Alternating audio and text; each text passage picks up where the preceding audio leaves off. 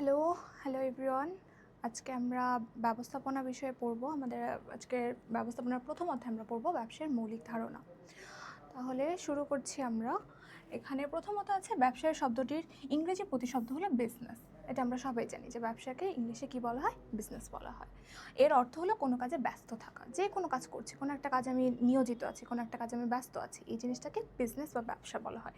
কিন্তু আমরা যদি সেটার আবিধানিক অর্থ দেখতে চাই তাহলে সেটা হচ্ছে কোনো কাজে ব্যস্ত থাকা। কিন্তু দৈনন্দিন জীবনে আমরা যে অর্থে ব্যবসা বলতে যে জিনিসটা বুঝি সেটা হচ্ছে মুনাফা অর্জনের লক্ষ্যে। এখানে মুনাফা অর্জন জিনিসটা অবশ্যই থাকে ব্যবসায়ের মধ্যে।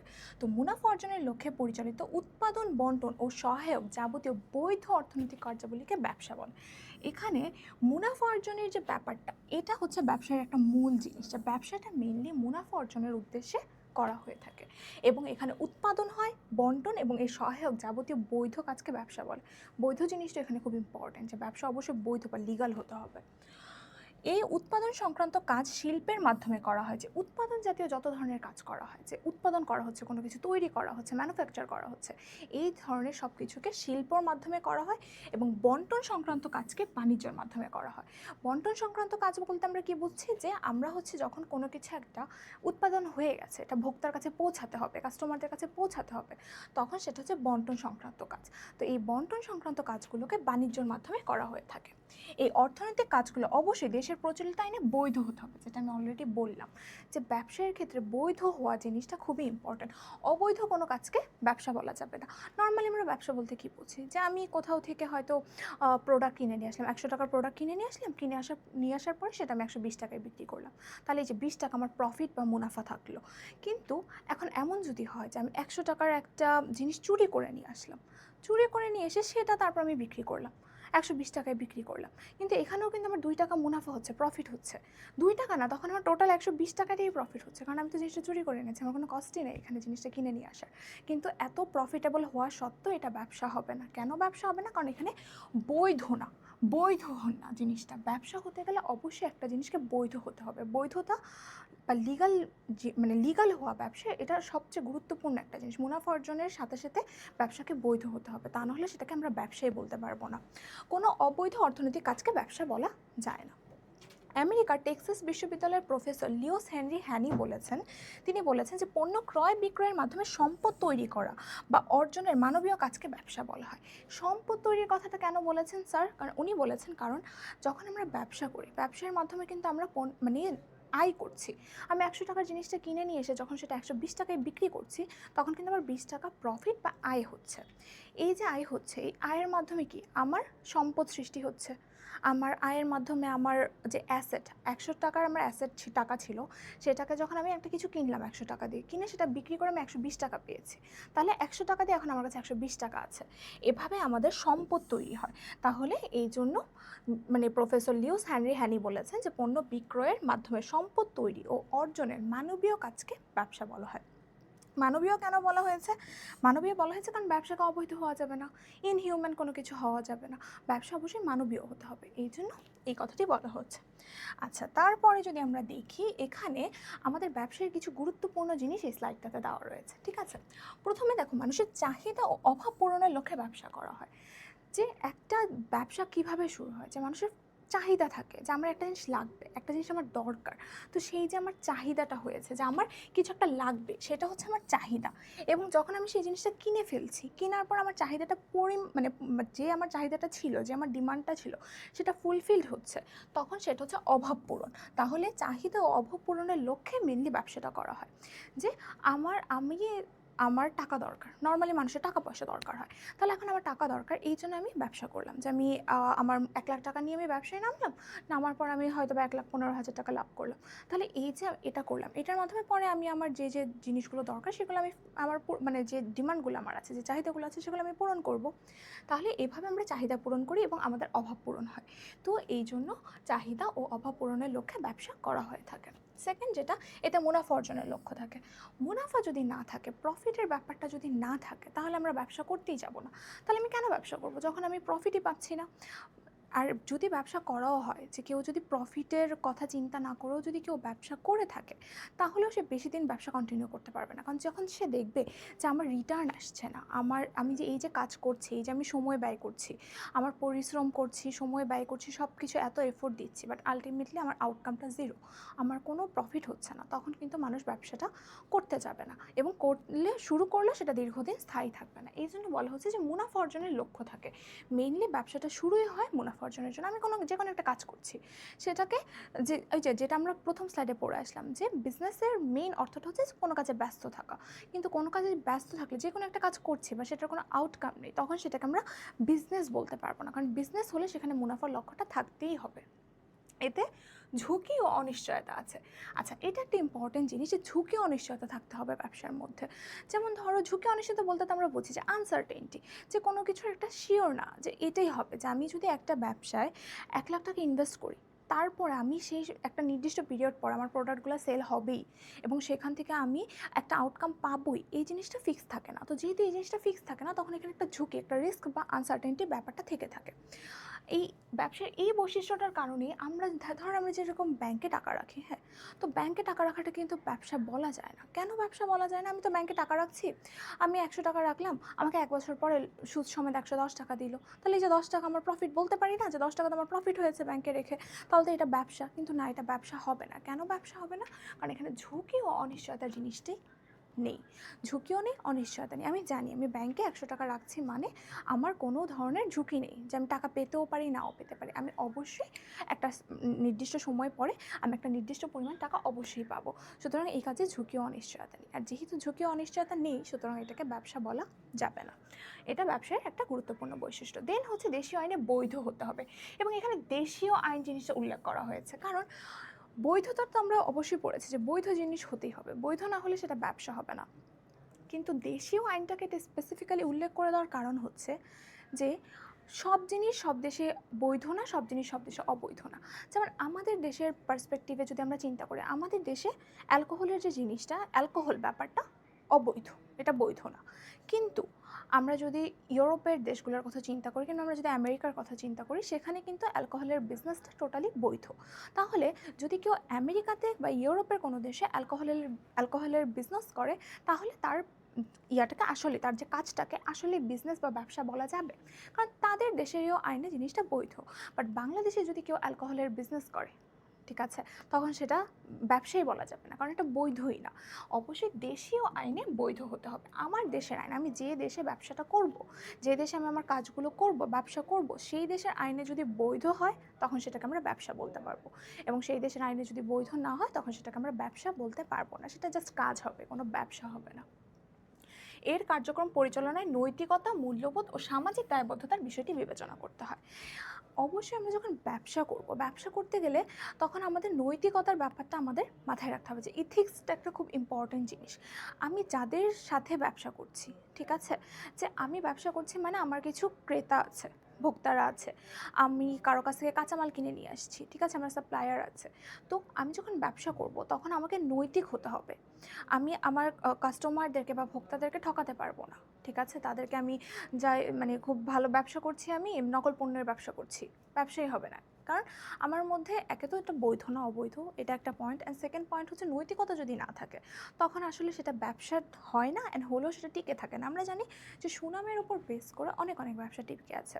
কেন টিকে আছে? কারণ সুনাম, যে ব্যাপারটা, সুনাম খুব গুরুত্বপূর্ণ একটা জিনিস ব্যবসায়ের জন্য। তো যখন কোনো ব্যবসা নৈতিকভাবে, মূল্যবোধের সাথে এবং সামাজিক দায়বদ্ধতার সাথে, মানে সমাজের মানুষের কথা খেয়াল রেখে যখন একটা ব্যবসা পরিচালনা করা হয়, তখন সেই ব্যবসাটা একটা সুনাম অর্জন করে, যে এই ব্যবসাটা এরকমভাবে অনেক ধরনের সামাজিক কাজ করছে, ঠিক আছে, যে বিভিন্ন জায়গায় তারা ভালো কিছু কাজ করছে, হয়তো স্কুলের শিক্ষার্থীদের, দরিদ্র শিক্ষার্থীদের বৃত্তি প্রদান করছে, যেমন ব্র্যাক যে কাজটা করে থাকে, ঠিক আছে, ব্র্যাক এরকম অনেক মানে বৃত্তির, মানে শিক্ষা ক্ষেত্রে অনেক বৃত্তি দিয়ে থাকে।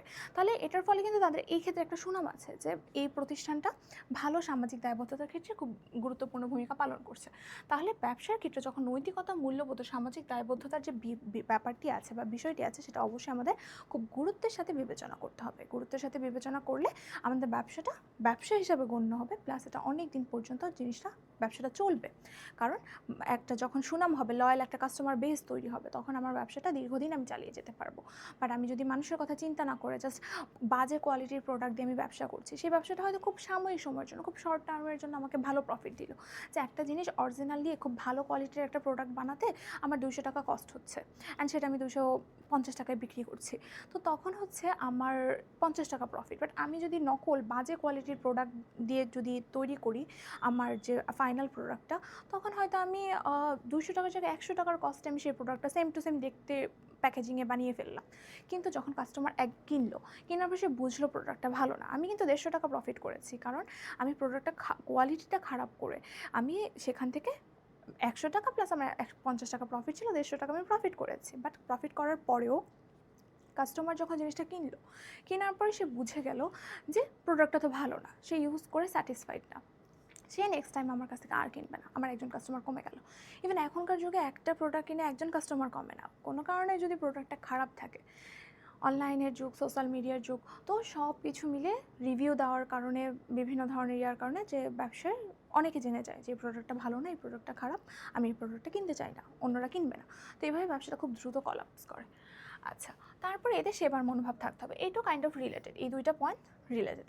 যে ব্যবসার ক্ষেত্রে সেবার মনোভাব থাকতে হবে, আমার একটা মাইন্ডসেট থাকতে হবে যে আমি ব্যবসা করছি মানেই যে আমি জাস্ট অর্থের পিছনে দৌড়াবো, জাস্ট মুনাফা অর্জনের পিছনে দৌড়াবো, সেটা করা যাবে না। ব্যবসা করলে একটা সেবার মনোভাব থাকতে হবে, যে আমার প্রোডাক্টটা যাতে আসলেই মানুষের চাহিদা পূরণ করে, আমার প্রোডাক্টটা ইউজ করে যাতে মানুষের যে কাজে কিনেছে সেই কাজটা যাতে আসলেই তার মানে কাজটা যাতে সুন্দর করে সম্পন্ন হয়, তার যাতে চাহিদাটা পূরণ হয়, অভাবটা যাতে পূরণ হয়। তো এই জন্য ব্যবসায় সেবার মনোভাব থাকতে হবে। এর মাধ্যমে নতুন নতুন উপযোগ তৈরি করা হয়। আচ্ছা, এখানে একটু গ্যাপ হবে। আচ্ছা, উপযোগ তৈরি করা হয়, উপযোগ তৈরি বলতে আমরা কী বুঝি, যে কোনো কিছু একটা প্রোডাক্ট, ইউটিলিটি বলা হয়, যে কোনো কিছুর একটা প্রোডাক্ট সেটা আমি ইউজ করে আমার যে চাহিদাটা দরকার সেটা পূরণ হলো, ঠিক আছে, এবং নতুন একটা আরেকটা কোনো প্রোডাক্টের আমার মনে হলো যে এই জিনিসটা আমার দরকার, তো তখন এটা হচ্ছে নতুন নতুন উপযোগ সৃষ্টি করা। যেমন যখন মোবাইল ফোন ছিল না, তখন মোবাইল ফোনের কোনো উপযোগই ছিল না, কারণ ছিলই না, মানুষ জানেই না এই টাইপের একটা প্রোডাক্ট এক্সিস্ট করে, তো মানুষের মনেও হয়নি আমার এই প্রোডাক্টটা লাগবে। যেহেতু প্রোডাক্টটা এসেছে, পরে যখন ইন ফিউচার প্রোডাক্টটা যখন আসার পরে যখন মানুষ বুঝতে পারলো আচ্ছা এমন একটা প্রোডাক্ট আছে, এত কাজের একটা জিনিস আছে, তাহলে তো এটা আমার লাগবে। তো এরকমভাবে যখন মানুষ নতুন ইনোভেটিভ কোনো প্রোডাক্ট নিয়ে আসে, কিংবা যেটা আগে এক্সিস্ট করতো না এমন টাইপের কোনো প্রোডাক্ট বা কোনো কিছু নিয়ে এসে ব্যবসা শুরু করে, তখন সেই ব্যবসাটার মাধ্যমে নতুন নতুন উপযোগ সৃষ্টি হয়। এটি আচ্ছা, নেক্সট পয়েন্ট হচ্ছে এটি স্বাধীন ও পরিবর্তনযোগ্য পেশা। তো স্বাধীন ও পরিবর্তনযোগ্য পেশা বলতে কী বোঝানো হচ্ছে, যে ব্যবসাটা অবশ্যই মানে ব্যবসায়ীদের ক্ষেত্রে সবচেয়ে মানুষ যখন মানে চাকরি অনেকে করতে চায় না, চায় যে আমি ব্যবসা করব। কেন ব্যবসা করব? কারণ ব্যবসাটা খুব স্বাধীন একটা পেশা, এখানে আমার কোনো মানে ওয়ার্কিং আওয়ার থাকবে না, যে 9 to 5 আমাকে কাজ করতেই হবে, ঠিক 9টা বাজে আমার অফিসে থাকতে হবে, বসকে আমার একটা ডেডলাইন দিয়ে এই ডেডলাইনের মধ্যে আমার এই জিনিসগুলো কমপ্লিট করতে হবে, তো কাইন্ড অফ একটা হ্যাসেলের ব্যাপার। কিন্তু এই জিনিসটা কিন্তু আমাদের ব্যবসায়ের মধ্যে নেই, ব্যবসা একটা স্বাধীন পেশা এবং এটা পরিবর্তনযোগ্য পেশা। আচ্ছা, পরিবর্তনযোগ্য বলার আরেকটা কারণ হচ্ছে কি, যে ব্যবসা খুব দ্রুত পরিবর্তন হতে থাকে। যেমন এখন এইটার সবচেয়ে বড় উদাহরণ হতে পারে যে আগে ব্যবসা হতো কোনো একটা শপিং মলে, মানুষ জিনিসপত্র বিক্রি করতো, কোনো একটা নির্দিষ্ট জায়গা, কোনো একটা বাজার থাকতো, সেখানে পণ্যের কেনা বেচা হতো। বাট এখন অনলাইনের মাধ্যমে সব কিছু হচ্ছে, তাহলে কি এই যে পরিবর্তন হয়ে যাচ্ছে, তো এইভাবে ব্যবসা একটা পরিবর্তনযোগ্য পেশা, খুব দ্রুত চেঞ্জ হতে থাকে ব্যবসা, সুতরাং এটি স্বাধীন ও পরিবর্তনযোগ্য পেশা। তারপরের পয়েন্টটাতে আছে এর কাজ ধারাবাহিকভাবে ও নিয়মিতভাবে করা হয়। আচ্ছা, এইটাও একটা ইম্পর্টেন্ট জিনিস, যে ব্যবসার কাজগুলো ধারাবাহিকভাবে এবং নিয়মিতভাবে করা হয়।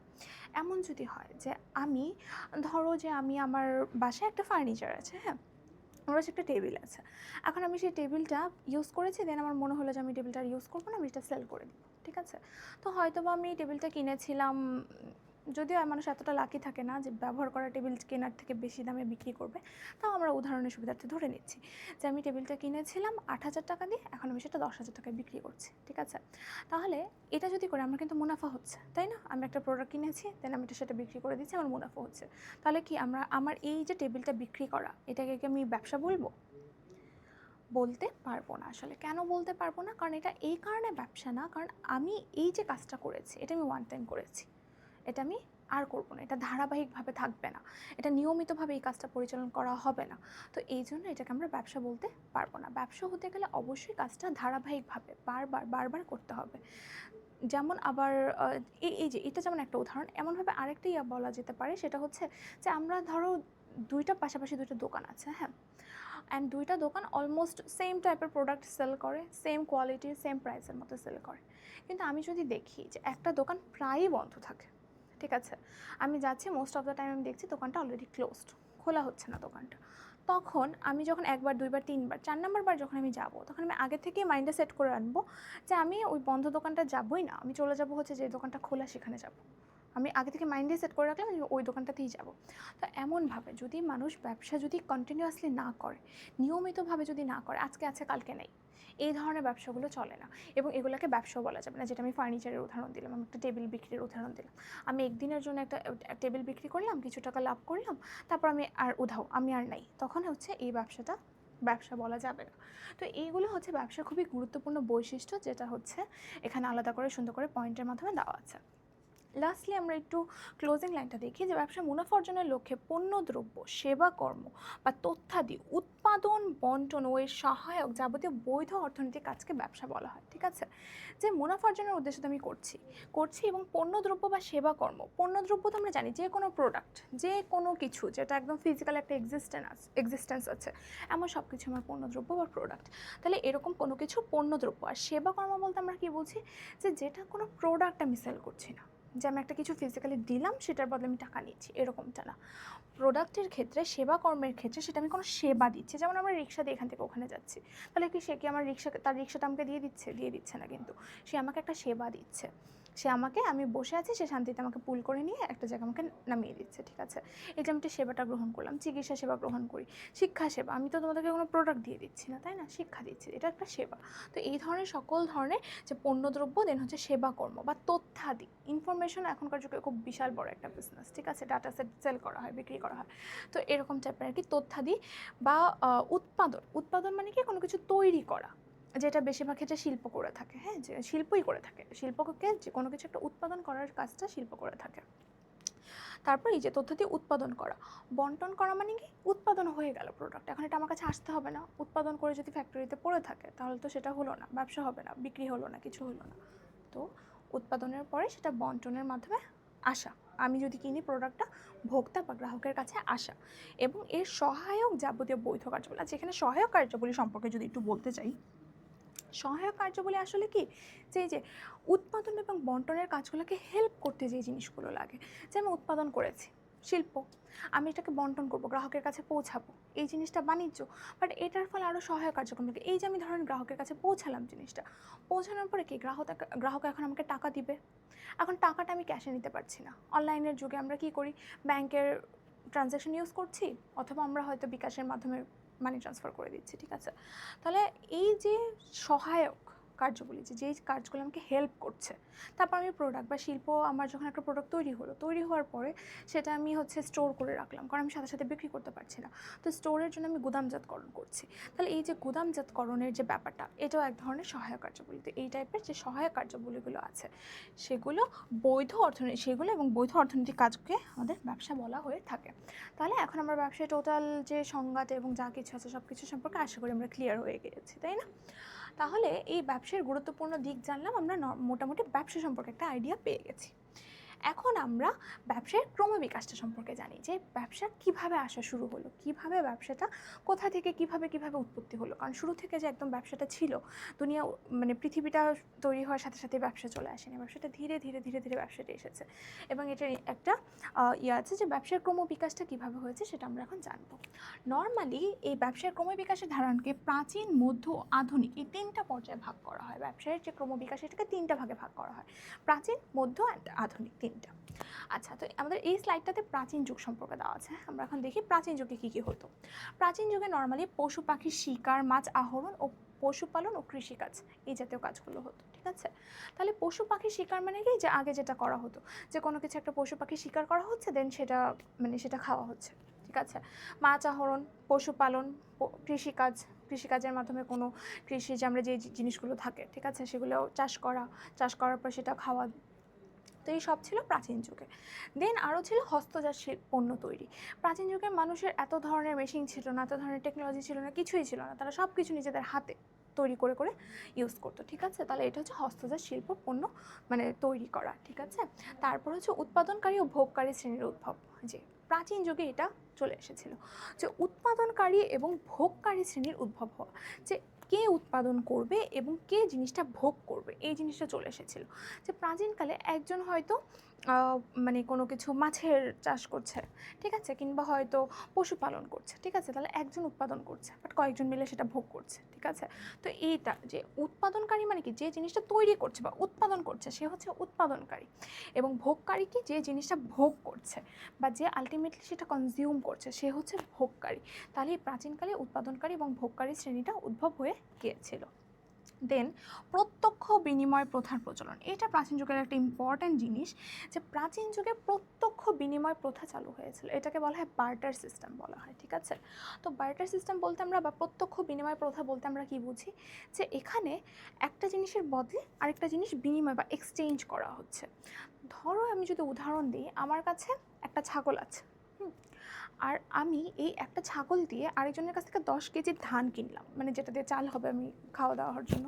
তাহলে এই যে জিনিসটা, যে প্রত্যক্ষ বিনিময়, যে আমার কাছে এই মুহূর্তে একটা ছাগল আছে, সেই একটা ছাগল দিয়ে আমি 10 কেজি ধান নিলাম, মানে চাল নিলাম আর কি, ঠিক আছে।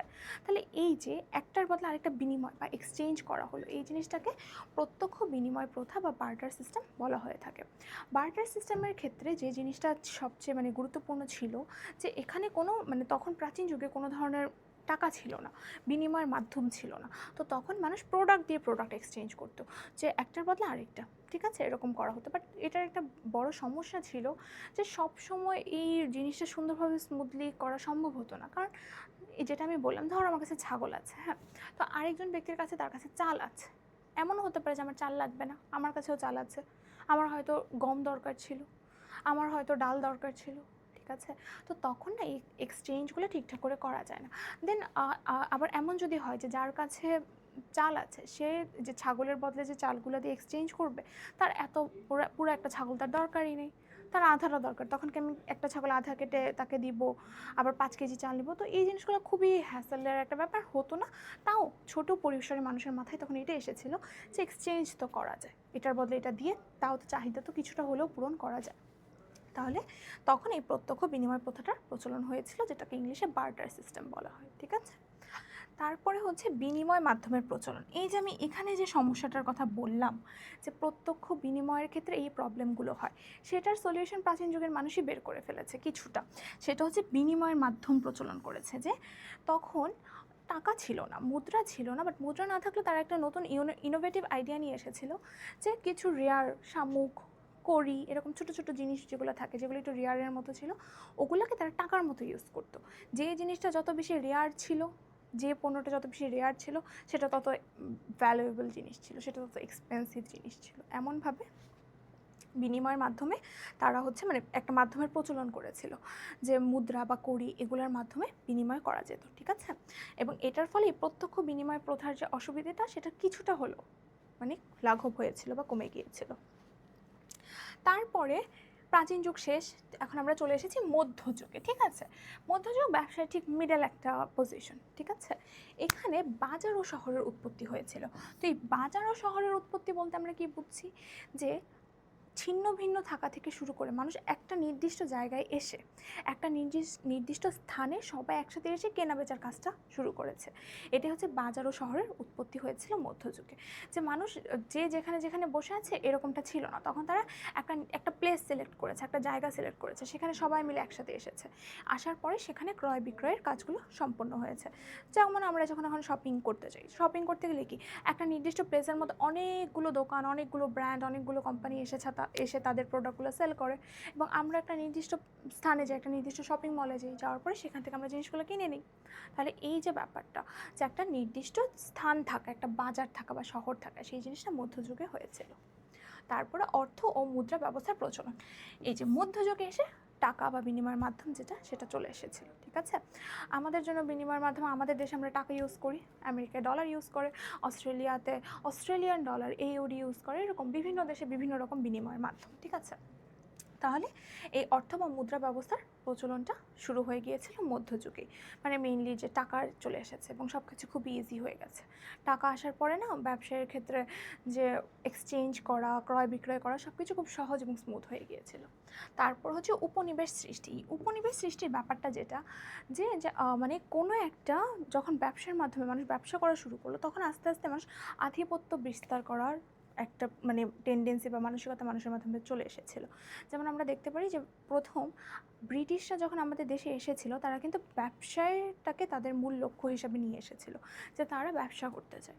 তো ব্যবসা করতে আসার পরে তারা আস্তে আস্তে কী করতে থাকে, যে নিজেদের আধিপত্য বিস্তার করতে থাকে, উপনিবেশ সৃষ্টি করতে থাকে। ঠিক আছে, যে তারা যে রুল করে, যেখানে তাদের আধিপত্য আছে, সেই এরিয়াটা তারা আস্তে আস্তে বাড়ানোর একটা ট্রাই করতে থাকে। তো সেই জিনিসটাকে উপনিবেশ সৃষ্টি বলা হয়ে থাকে। তারপর হচ্ছে অংশীদারি ব্যবসার উৎপত্তি। এক মালিকানা ব্যবসা তো ছিলই, প্রাচীন যুগের থেকে এক মালিকানা ব্যবসা ছিল, কারণ একজন ব্যক্তি ব্যবসা করতে, একজন ব্যক্তি একটু এক্সচেঞ্জ করছে, কেনা বেচা করছে, তো এটাকে আমরা এক মালিকানা ব্যবসা বলতেই পারি। কিন্তু অংশীদারি ব্যবসার যে ব্যাপারটা, যে কয়েকজন মানুষ মিলে একত্রিত হয়ে ব্যবসা করা, কয়েকজন মানুষ একসাথে এসে ব্যবসা করা বা হচ্ছে যে মানে বিজনেস করা, যেটি আমরা বলি বাংলা ইংলিশ, সেটা হচ্ছে অংশীদারি ব্যবসার উৎপত্তিটা হয়েছিল এই মধ্যযুগে এসে, যেখানে একজনের বদলে যে এক মালিকানা ব্যবসায় কিছু সীমাবদ্ধতা ছিল, যেমন কম মুনাফা, কম মূলধন নিয়ে ব্যবসা করলে দেখা যায় মুনাফাও কম হচ্ছে, ঝুঁকিটা বেশি থাকছে, কারণ যা ঝুঁকি যা রিস্ক সব আমার একাই নিতে হচ্ছে। তো এই যে এক মালিকানা ব্যবসার কিছু সীমাবদ্ধতা, এগুলো দূর করে মধ্যযুগে অংশীদারি ব্যবসা এসেছিল। তো অংশীদারি ব্যবসার মাধ্যমে কয়েকজন ব্যক্তি যখন একত্রিত হয়ে যখন ব্যবসাটা করছে, তখন কিন্তু তাদের যে মূলধনের ব্যাপারটা, মূলধনের যে সীমাবদ্ধতা, সেটা কিছুটা হলেও লাঘব হচ্ছে। কারণ আমার একার কাছে হয়তো 1,00,000 টাকা আছে, আরেকজন আসলে তার কাছে আরও 1,00,000, আরও 1,00,000, এমন করে আমি 1,00,000-এর জায়গায় 5 জন মিলে একটা অংশীদারি ব্যবসা দিলাম, এখন আমার 5,00,000 টাকা মূলধন। তাহলে আমার ব্যবসাটা আরেকটু বড় পরিসরে করা সম্ভব। অ্যান্ড ব্যবসা যত বড় পরিসরে করা যায়, ততই ব্যবসায় লাভ আরও বেশি হতে থাকে। আচ্ছা, তারপর হচ্ছে একচেটিয়া ও উৎপাদক নিয়ন্ত্রিত বাজার। ঠিক আছে, একচেটিয়া বা উৎপাদক নিয়ন্ত্রিত বাজারও এখানে শুরু হয়েছিল মধ্যযুগে, যেটাকে মনোপলি মার্কেট বলা হয়। আচ্ছা, এটাকে যদি আমরা বলি, এটাকে মনোপলি মার্কেট বলা হয়। মনোপলি, এই মনোপলি মানে হচ্ছে যে এই যে একচেটিয়া বা উৎপাদক নিয়ন্ত্রিত বাজার। ঠিক আছে, তো যখন কোনো একটা বিজনেস বা ব্যবসা এরকম থাকে যে সেটা ওই কোম্পানিটা বা ওই ব্যক্তি ছাড়া অন্য কেউ করছে না, তার কোনো কম্পিটিশন নেই, কোনো প্রতিদ্বন্দ্বী নেই। ঠিক আছে, তো এরকম যখন থাকে, তখন কিন্তু সে একচেটিয়াভাবে দাম নির্ধারণ করতে পারে। তখন তার ভোক্তার কথা বা কাস্টমারদের কথা চিন্তা করার দরকার পড়ে না, কারণ সে জানে যে কাস্টমাররা আমার কাছ থেকে না কিনে কোথায় যেয়ে কিনবে, আমার কাছ থেকেই কিনতে হবে। ঠিক আছে, কারণ আমি ছাড়া আমার কোনো প্রতিদ্বন্দ্বী নেই, আমার কোনো কম্পিটিশন নেই। আমার কাছ থেকে পণ্য না কিনলে তারা সেই পণ্যটা পাবেই না। এতটা যখন কোনো একটা ব্যবসা কোনো একটা প্রোডাক্ট নিয়ে পাওয়ারফুল হয়ে যায়, তখন তারা এই একচেটিয়া বা উৎপাদক নিয়ন্ত্রিত ব্যবসা শুরু করে। উৎপাদক নিয়ন্ত্রিত ব্যবসার ক্ষেত্রে হচ্ছে এটা, যে ব্যবসাটা মেইনলি কন্ট্রোল করছে যে উৎপাদক, যে সেই পণ্যটা উৎপাদন করছে সে। ঠিক আছে, আর ভোক্তা নিয়ন্ত্রিত হচ্ছে কম্পিটিটিভ মার্কেটে যেটা হয়, যে আমাদের বেশিরভাগ ক্ষেত্রে এখন মার্কেট মোটামুটি কম্পিটিটিভ, যেহেতু আমরা আধুনিক যুগে, এটার পরের স্লাইডে আমরা আধুনিক যুগ সম্পর্কে পড়বো। তো আধুনিক যুগে এখন আমরা আছি। তো আধুনিক যুগে আমরা খুব শপিং মলে গেলে আমাদের কাছে অনেকগুলো অপশন আছে, একটা প্রোডাক্টের অনেক অনেক অপশন আছে, যেখান থেকে আমি পণ্যগুলো কী করতে পারি, কিনতে পারি। এখন এটা হচ্ছে ভোক্তা নিয়ন্ত্রিত, যে আমার ইচ্ছা আমি যেখান থেকে কিনবো। ঠিক আছে, অনেকগুলো অপশন আছে, আমি যে কোনো একটা চুজ করে নিব, আমি নিয়ন্ত্রণ করছি। কিন্তু যদি এমন হয় যে একটা জিনিস জাস্ট একজনের কাছেই আছে, আর কারো কাছে নেই, ধরেন যেটা কোভিড-19-এর ভ্যাকসিনের সময় যে জিনিসটা হয়েছিল, যে কেউ ভ্যাকসিন করতে পারছে না, তো তখন যখন ভ্যাকসিন আসলো, তখন ভ্যাকসিনের উৎপাদকদের তো একচেটিয়া ব্যবসা, যে সবার করোনার ভ্যাকসিন লাগবে কিন্তু উৎপাদন করতে পারছে না। ঠিক আছে, তো তখন এই টাইপের যখন ব্যবসা হয়ে যায়, তখন সেটাকে মনোপলি বিজনেস বলা হয়। ঠিক আছে, আচ্ছা, আমি একটু আগের স্লাইডে যে প্রত্যক্ষ বিনিময় প্রথার বার্টার সিস্টেম যে বলেছি, এটা আমি একটু লিখে দিচ্ছি।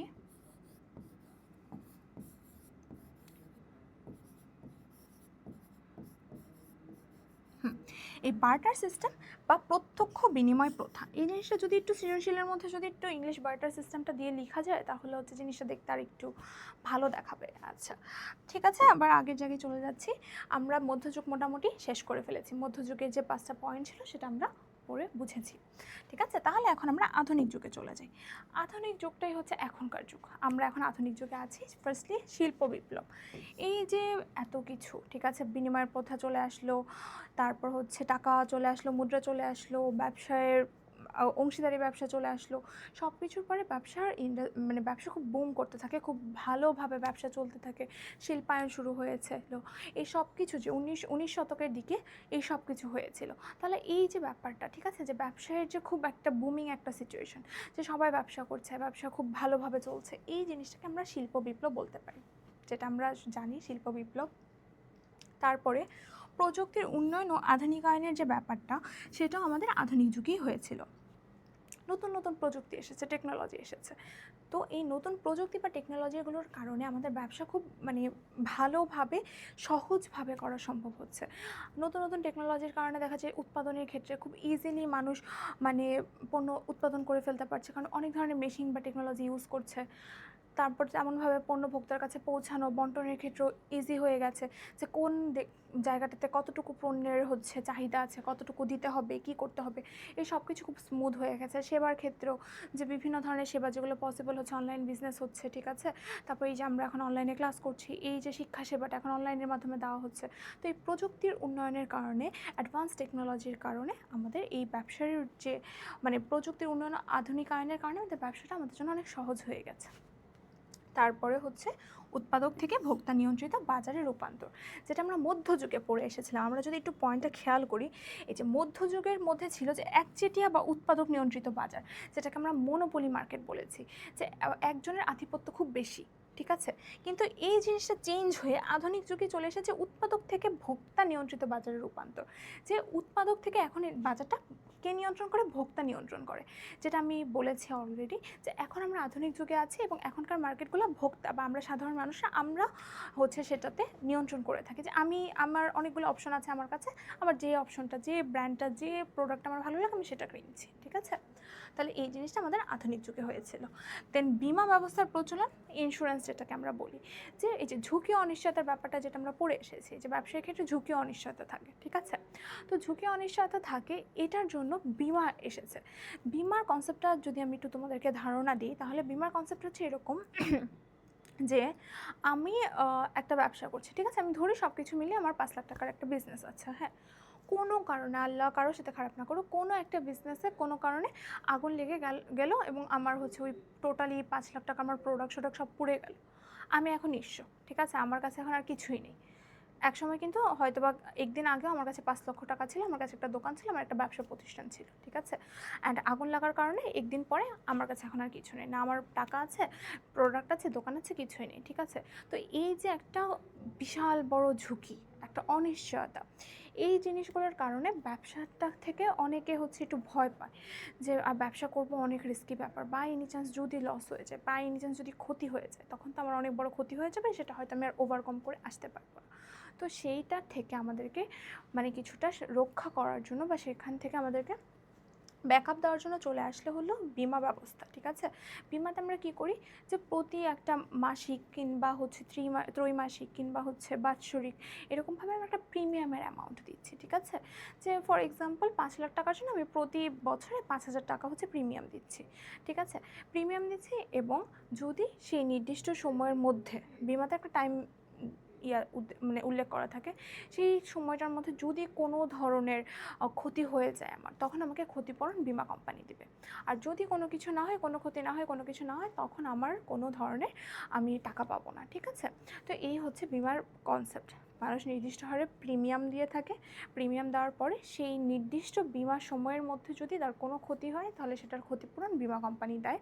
আর যদি ক্ষতি না হয়, তখন সে কোনো টাকা পায় না, যে প্রিমিয়ামের যে টাকাটা দিচ্ছে সেটাও সে আর পায় না।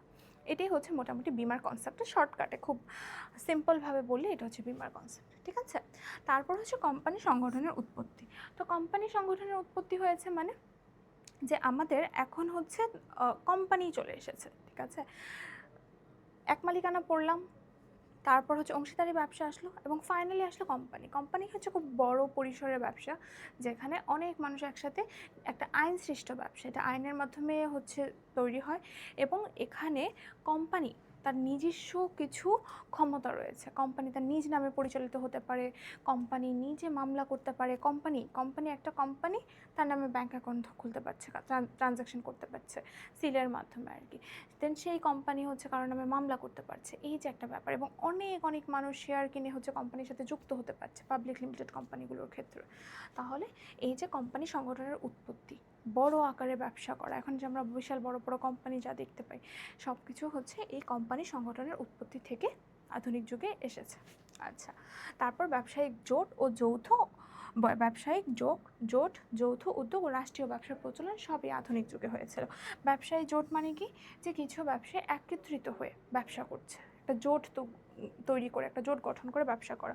যৌথ উদ্যোগ মানে কি, যে মানে ব্যবসাটার উদ্যোগ নেওয়া হচ্ছে, কোনো একজন সিঙ্গেল কিছু করা হচ্ছে না, ঠিক আছে, দুই পক্ষ মিলে ব্যবসা করা হচ্ছে, যৌথ উদ্যোগ। এবং রাষ্ট্রীয় ব্যবসা যেটা হচ্ছে সরকারি, যেটা বলা হয় যে সরকারের যে করা হয়, যেমন আমাদের এই যে ওয়াসার, যে আমরা পানি পাচ্ছি, ঠিক আছে, তিতাস গ্যাস, এগুলো সব রাষ্ট্রীয় ব্যবসা। যে এই ধরনের জিনিসগুলো রাষ্ট্র বা সরকার দেখাশোনা করছে, পরিচালনা করছে, তাহলে এগুলোকে আমরা রাষ্ট্রীয় ব্যবসা বলতে পারি। ঠিক আছে, তাহলে এই আমাদের 3টা যুগ গেল, প্রাচীন যুগ, মধ্যযুগ, আধুনিক যুগ। আচ্ছা, তাহলে আশা করি আমাদের ব্যবসার ক্রমবিকাশটা সম্পর্কে আমরা মোটামুটি একটা ভালো ধারণা পেয়ে গিয়েছি। ব্যবসার ক্রমবিকাশে আমরা 3টা যুগ সম্পর্কে জানলাম। তারপর আমাদের ব্যবসার বৈশিষ্ট্যর মধ্যে এখানে বলা হচ্ছে যে প্রথম লাইনটা আমরা পড়ি, মুনাফা অর্জনের আশায় সম্পাদিত যাবতীয় বৈধ অর্থনৈতিক কাজের সমষ্টি হচ্ছে ব্যবসা। আমরা যদি দেখি ব্যবসার ক্ষেত্রে মুনাফা অর্জনের লক্ষ্যে, এটা একটা ইম্পর্ট্যান্ট পয়েন্ট, বৈধ হতে হবে, এটা আরেকটা ইম্পর্ট্যান্ট পয়েন্ট, এটা একটা অর্থনৈতিক কার্যক্রম হতে হবে, এটা অবশ্যই অর্থনৈতিক কাজ হতে হবে, এটা আরেকটা ইম্পর্ট্যান্ট পয়েন্ট। এই ইম্পর্ট্যান্ট পয়েন্টগুলো আমাদের মাথায় রাখতে হবে। আমরা যখন ব্যবসার সংজ্ঞা লিখব তখন আমাদের এই পয়েন্টগুলো ইনক্লুড করতে হবে। শিল্প, বাণিজ্য এবং সেবা জাতীয় কাজ, এটা ব্যবসা, এটা একটা পয়েন্ট। তাহলে এই জিনিসগুলো যদি আমরা এই পয়েন্টগুলো একত্রিত করে যদি না লিখি তখন ব্যবসার সংজ্ঞাটা পরিপূর্ণ হবে না, ঠিক আছে। তো আমরা অবশ্যই চেষ্টা করব আমরা সেই ইয়াগুলো রাখতে এখানে। এই যে প্রধান বৈশিষ্ট্যগুলো আছে, এমনি প্রধান বৈশিষ্ট্য হচ্ছে 7টি, এই স্লাইডে খুবই ইম্পর্টেন্ট 3টা বৈশিষ্ট্য আছে। প্রথমটা হচ্ছে মুনাফা অর্জনের লক্ষ্য, যেটা বললাম যে মুনাফা অর্জন করতে হবে, মুনাফা অর্জনের লক্ষ্যে ব্যবসা পরিচালিত হয়। সেকেন্ডটা হচ্ছে আইনগত বৈধতা, এবং থার্ডটা হচ্ছে এটার আর্থিক মূল্য থাকতে হবে। এই 3টা ব্যবসায়ের ক্ষেত্রে খুবই গুরুত্বপূর্ণ জিনিস। আচ্ছা, এটা আমরা এখন একটু ডিটেলসে পড়ব। প্রথম যেটা বলা হচ্ছে মুনাফা অর্জনের লক্ষ্য, প্রতিষ্ঠানের কাঙ্ক্ষিত ফল বা মূল অভিপ্রায়কে লক্ষ্য বলা হয়। যে কোনো কিছু আমাদের কাঙ্ক্ষিত, যেটা আমি চাচ্ছি যেটা হোক, বা আমার মেইন যে উদ্দেশ্যটা, মূল অভিপ্রায়, এই জিনিসটাকে আমাদের লক্ষ্য বলা হয়। যার আমরা বারবার বলছি না যে ব্যবসার প্রধান লক্ষ্য মুনাফা অর্জন, তো এই জন্য এখানে লক্ষ্য বলতে কি বোঝানো হয় সেই জিনিসটা এখানে ক্লিয়ার করে দেওয়া হয়েছে। তারপর আমরা বলা হচ্ছে যে ব্যবসার প্রধান বৈশিষ্ট্য হচ্ছে মুনাফা অর্জনের চেষ্টা। ব্যবসায় মেইনলি কী করা হয়, প্রথম যে চেষ্টাটা করা হয় সেটা হচ্ছে মুনাফা অর্জনের চেষ্টা করা হয়। যে আমি একটা ব্যবসা করছি, আমি একটা অর্থনৈতিক কাজ করছি, এখানে যে আমার মেইন যে আমার ইচ্ছাটা, মূল যে আমার উদ্দেশ্যটা থাকবে সেটা হচ্ছে মুনাফা অর্জন। আমি সবসময় মুনাফা অর্জনের চেষ্টা দিয়ে ব্যবসা করব, যে আমার মূল উদ্দেশ্য বা মূল লক্ষ্যটা হচ্ছে আমি মুনাফা অর্জন করতে চাই, সেই জন্য আমি এই কাজগুলো করছি। তাহলে মুনাফা অর্জনের লক্ষ্যে যাবতীয় আমাদের যে কাজগুলো আছে সেটা হচ্ছে আমাদের ব্যবসা। এবং এখানে ঝুঁকি, সব কাজ ঝুঁকি নিয়ে পরিচালিত হয়, যেটা আমরা ব্যাংকের উদাহরণটা দিলাম, যে যদি ঝুঁকি না থাকে তখন সেটা ব্যবসা হবে না। ঝুঁকি না থাকা মানে হচ্ছে কি, যে আমি ব্যাংকে টাকা রাখলাম, ঝুঁকি নেই, আমি জানি একটা নির্দিষ্ট সময় পর আমি নির্দিষ্ট একটা অর্থ পাবোই পাবো, তাহলে এই ধরনের কাজকে আমরা ব্যবসা বলতে পারি না। ব্যবসার ক্ষেত্রে মুনাফা অর্জনের উদ্দেশ্য থাকবে এবং সেখানে ঝুঁকি থাকবে, যে মুনাফা হতেও পারে, নাও হতে পারে, আমার মুনাফাও হতে পারে, লসও হতে পারে। এই যে একটা আনসার্টেনিটি বা এই যে একটা রিস্ক, এটা ব্যবসায়িক ক্ষেত্রে থাকতে হবে, ঠিক আছে। তারপরে সেকেন্ড পয়েন্টে চলে আসে আইনগত বৈধতা। দেশের প্রচলিত আইন অনুযায়ী বৈধ হতে হবে, অবৈধ কোনো কাজ ব্যবসা হবে না। এটা বারবার বলছি, এটা মাথায় রাখতে হবে, ব্যবসায়ের ক্ষেত্রে বৈধতা থাকতে হবে। মাঝে মাঝে সৃজনশীল প্রশ্নে এই গ্যাপটা থাকে যে সব কিছু ঠিক আছে, ব্যবসায় সকল বৈশিষ্ট্য পূরণ করছে, বাট কাজটাই অবৈধ, তখন কিন্তু সেটা ব্যবসা হবে না। এই জিনিসটা আমাদের মাথায় রাখতে হবে, ব্যবসা অবশ্যই বৈধ হতে হবে। আচ্ছা, তারপর আমরা থার্ড যে পয়েন্টটা সেটা হচ্ছে আর্থিক মূল্য, ঠিক আছে। তাহলে আর্থিক মূল্যতে যে একটা ব্যবসা একটি অর্থনৈতিক কাজ, ঠিক আছে, অর্থনৈতিক কাজ, যে এটাকে অবশ্যই মূল্য দ্বারা বা টাকা দ্বারা নিরূপণ করা যেতে হবে, যে আমার প্রোডাক্টটার প্রাইস কত, ঠিক আছে।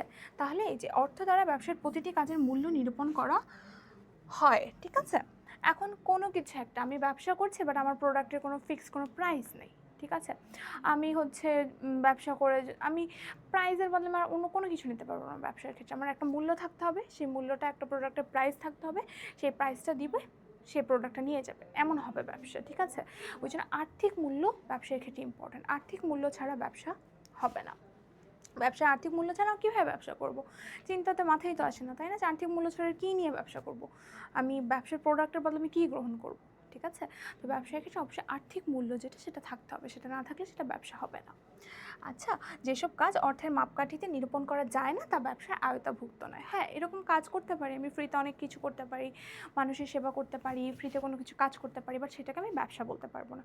এই যে বিভিন্ন ধরনের যে ভলেন্টিয়ারি, যে আমি যদি কোনো কাজ করি, ঠিক আছে, আমি যদি কারো কোনো উপকার করি, কাউকে করা কোনো কিছু একটা কাজ করছি, তো সেই জিনিসটাও কিন্তু আমার কাজ এবং খুব ভালো একটা কাজ, কিন্তু সেটা ব্যবসা হবে না। ব্যবসার ক্ষেত্রে মুনাফা অর্জনের উদ্দেশ্য থাকতে হবে, বৈধ হতে হবে, আর্থিক মূল্যে পরিমাপযোগ্য হতে হবে। এগুলো ব্যবসায় খুবই ইম্পর্ট্যান্ট কয়েকটা বৈশিষ্ট্য। আচ্ছা, আমরা বাকি বৈশিষ্ট্যগুলো দেখে আসি। এখানে উপযোগ সৃষ্টি করে, ব্যবসা উপযোগ সৃষ্টি করে, কোনো কিছুর অভাব পূরণের ক্ষমতাকে উপযোগ বলে, ঠিক আছে?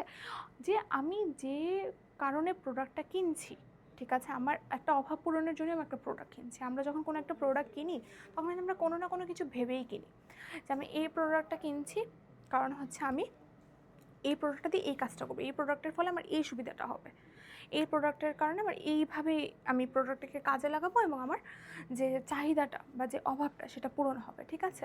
তো এই জন্য বলা হচ্ছে যে কোনো কিছুর অভাব পূরণের ক্ষমতাকে আমাদের কি বলা হয়? উপযোগ বলা হয়। এবং ব্যবসার পণ্য সেবা কর্ম উপযোগ সৃষ্টি করে।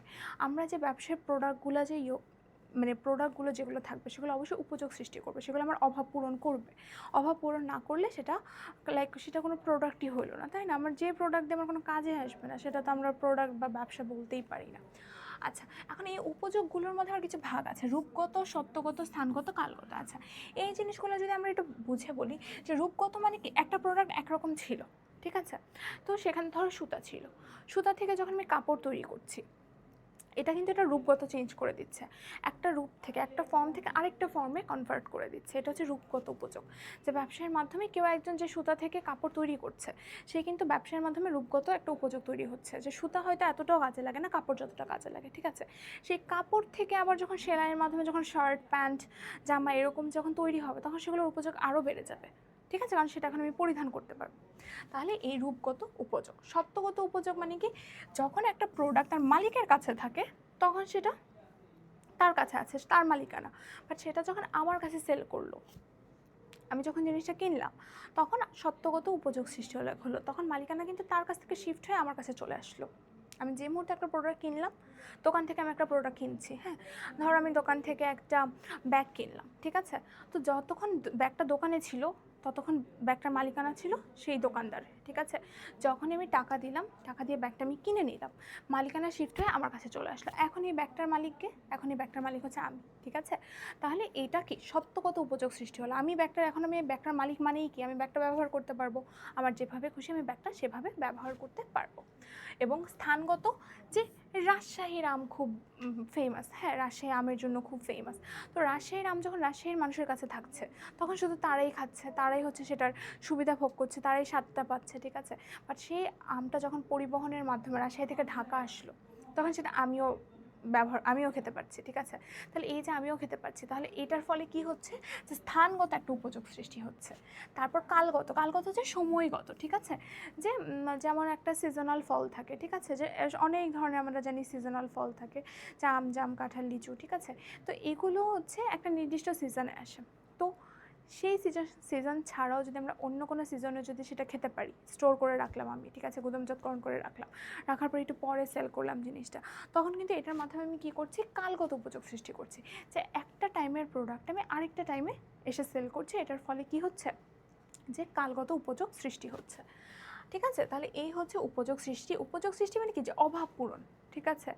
যখন জিনিসটা রূপগত, আমি যদি আরেকটু ক্লিয়ার করি, যে রূপগতর ক্ষেত্রে কি হচ্ছে, যে প্রোডাক্টটা সুতা থেকে কাপড় হচ্ছে, রূপগত উপযোগ, কাপড়টা আমি ইউজ করতে পারছি, এটা আমার হচ্ছে কি, অভাব পূরণ করছে। সত্যগত, যখন একটা ব্যাগ দোকানে আছে, তখন সেটা কি, দোকানদারের মালিকানাধীন, তখন আমি সেটা ব্যবহার করতে পারছি না, আমার অভাব পূরণ হচ্ছে না, ঠিক আছে? তো তখন যখন আমি এটা কিনে নিয়ে আসছি, সত্যগত উপযোগ সৃষ্টি হচ্ছে। স্থানগতর ক্ষেত্রে কি বললাম, রাজশাহীর আম রাজশাহীতে আছে, আমার কিন্তু অভাব পূরণ হচ্ছে না, আমি কিন্তু সেই আমটা টেস্ট করতে পারছি না, তাহলে যখন এই রাজশাহীর আমটা ঢাকায় আনা হলো, তখন কিন্তু স্থানগত উপযোগ সৃষ্টি হলো, যে আমি ঢাকার মানুষ, তখন সেটা খেয়ে অভাব পূরণ না, যে তখন সেটাকে আমরা স্বাদ নিতে পারছি সেটা। তারপর যে কালগত, যে একটা জিনিস আজকে উৎপাদন হলো, ঠিক আছে, সেটা আজকে উৎপাদন হলে এরপর সেটা যদি কিছুদিন পরে যে গুদামজাতকরণের মাধ্যমে জিনিসটা স্টোর করে রাখা হলো, দেন কিছুদিন পরে যে সেটা সেল করা হলো, তখন হচ্ছে কি সেটার কালগত উপযোগ সৃষ্টি হয়, তখন যে আমি সেটার অভাব পূরণ করতে পারছি, ঠিক আছে। তাহলে এই হচ্ছে উপযোগের পয়েন্টটা গেল। তারপর হচ্ছে ক্রয় বিক্রয়ের পৌনঃপুনিকতা। এই পৌনঃপুনিকতাটা বলতে কি বোঝায়, যে কন্টিনিউয়াসলি করতে হবে, যেটা আমরা আগে বলেছিলাম, যে আমি একটা যে টেবিল বিক্রয়ের উদাহরণ দিয়েছিলাম, ঠিক আছে, যে আমি একটা টেবিল সেল করেছি, তাহলে সেই টেবিলটা আমি একবারের জন্য সেল করে প্রফিট করলাম, বাট এই একবারের জন্য সেল করে যে আমি প্রফিট করছি, এটা কিন্তু আমার বিজনেস হবে না। কারণ ব্যবসায়ের ক্ষেত্রে ক্রয় বিক্রয়ের পৌনঃপুনিকতা থাকতে হবে, যে বারবার কেনা বেচা করতে হবে। এই যে পণ্যদ্রব্য বারবার, ঠিক আছে, বেচাকে লেনদেনের পৌনঃপুনিকতা বলে, যে একটা জিনিস একবার ক্রয় করলাম একবার বিক্রয় করলাম, হবে না, তখন সেটা ব্যবসা হবে না। ব্যবসায়ের ক্ষেত্রে অবশ্যই ক্রয় বিক্রয়ের পৌনঃপুনিকতা থাকতে হবে। আমরা যত ব্যবসা প্রতিষ্ঠান দেখি, সবগুলো ব্যবসা প্রতিষ্ঠানে কিন্তু এই লেনদেনের ক্রয় বিক্রয়ের একটা পৌনঃপুনিকতা থাকে, যে তারা কন্টিনিউয়াসলি বাই সেল করতে থাকে, ঠিক আছে। তাহলে যখন একটা জিনিস লেনদেনের পৌনঃপুনিকতা থাকবে না, তখন কিন্তু সেটা ব্যবসা হবে না। পৌনঃপুনিকতাটা অবশ্যই থাকতে হবে, তা না হলে হচ্ছে একটা ব্যবসা না, তখন সেটা ব্যবসাই বলতে পারবো না যদি আসলে পৌনঃপুনিকতা না থাকে। আমি যেটা মানে বললাম, যে একবারের জন্য, ওয়ান টাইমের জন্য আমি কোনো কিছু একটা করলাম, ঠিক আছে, কোনো কিছু একটা সেল করলাম আমি, ঠিক আছে। তারপর ধরো মনে করো আমি যে নতুন একটা ফোন কিনবো, এখন আমি নতুন ফোন কিনতে গেলে কেনার পর আমার আগের যে ফোনটা সেটা আমি সেল করে দিলাম, সেল করে হয়তো আমি প্রফিট করলাম, কিন্তু এই প্রফিট করার পর এই যে আমার যে কাজটা, এটা ব্যবসা বলা যাবে না। কারণ কি, একবার করছি, ঠিক আছে, বারবার করছি না। বাট আমি যদি বারবার করি, আমি যদি একটা ফোনের বিজনেসই খুলে বসি, যেখানে আমি ফোন সেল করব, ঠিক আছে, আমি ফোনের ডিলারশিপ নিলাম, যে কোনো একটা ব্র্যান্ডেড ফোন সেটাকে আমি সেল করব, তো তখন আমি এটা যখন বারবার করতে থাকবো, পৌনঃপুনিকতাটা যখন সেখানে প্রেজেন্ট থাকবে, তখন সেটাকে আমরা ব্যবসা বলতে পারবো, ঠিক আছে। তারপরে ঝুঁকি ও অনিশ্চয়তা, যে আর্থিক আশঙ্কাকে ঝুঁকি বলা হয়। এখানে একটু ডিটেলসে বলা হয়েছে আর কি, যে ঝুঁকি জিনিসটা কি। আর্থিক অনিশ্চয়তা, যে আমি কোনো কিছু একটা করে, যে কোনো ব্যবসা করলাম, ব্যবসা করার পরে আমি 100 টাকা যদি আমি ইনভেস্ট করি, এই 100 টাকাটা যে আমি 1 বছর পরে যে 120 টাকা পাবোই, তার কোনো গ্যারান্টি নেই।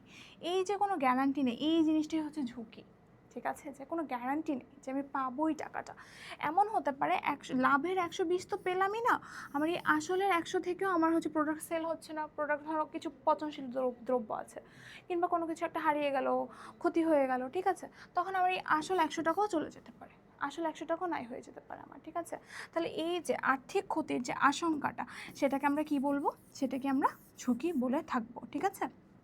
আর ভবিষ্যতের অজানা অবস্থাকে বলা হয় অনিশ্চয়তা, যে ভবিষ্যতের অজানা অবস্থাকে অনিশ্চয়তা বলে। আচ্ছা, এখানে আমরা ঝুঁকি ও অনিশ্চয়তা দুইটা কাইন্ড অফ সিমিলার মনে হয়, তাই না? মনে হয় যে ঝুঁকি অনিশ্চয়তা তো একই জিনিস, বাট না, আসলে দুইটা সেম জিনিস না, দুইটার মধ্যে পার্থক্য আছে। যে আর্থিক ক্ষতিটা যদি আর্থিক অঙ্কে পরিমাপ করা যায়, তখন সেটাকে আমরা ঝুঁকি বলতে পারি, ঠিক আছে।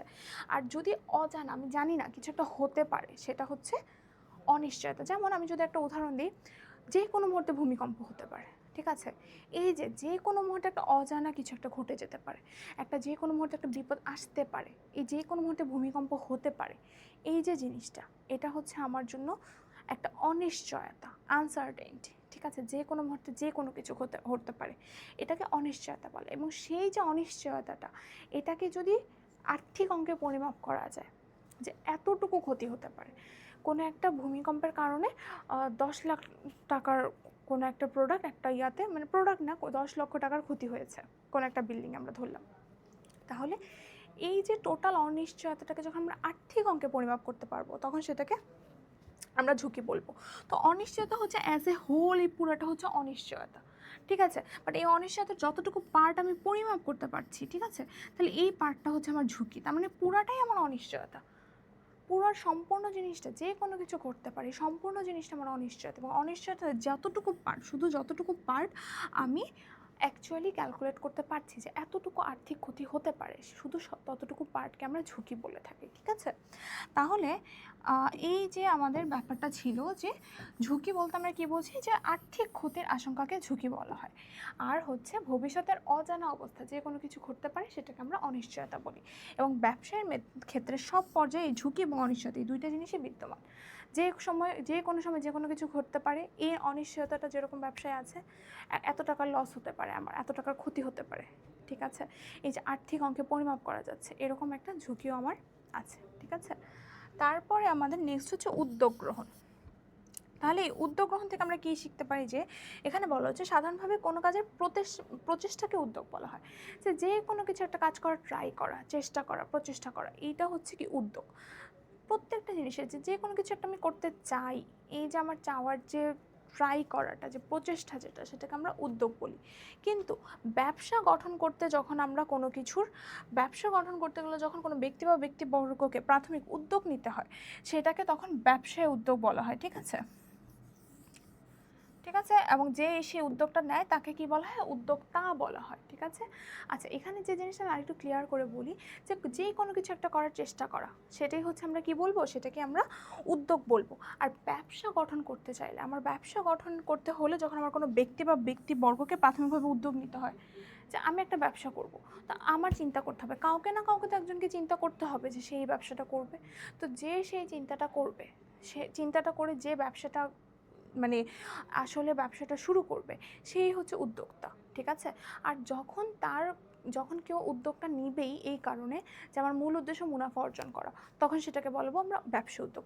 সে ধরো আমাদের শিক্ষা প্রতিষ্ঠানগুলোতে যেরকম, যে ওখানে বিভিন্ন ধরনের সাংস্কৃতিক অনুষ্ঠানের ব্যবস্থা করা হয়, ঠিক আছে, তারপর হচ্ছে কোনো ধরনের ক্রীড়া প্রতিযোগিতার ব্যবস্থা করা হয়, ঠিক আছে।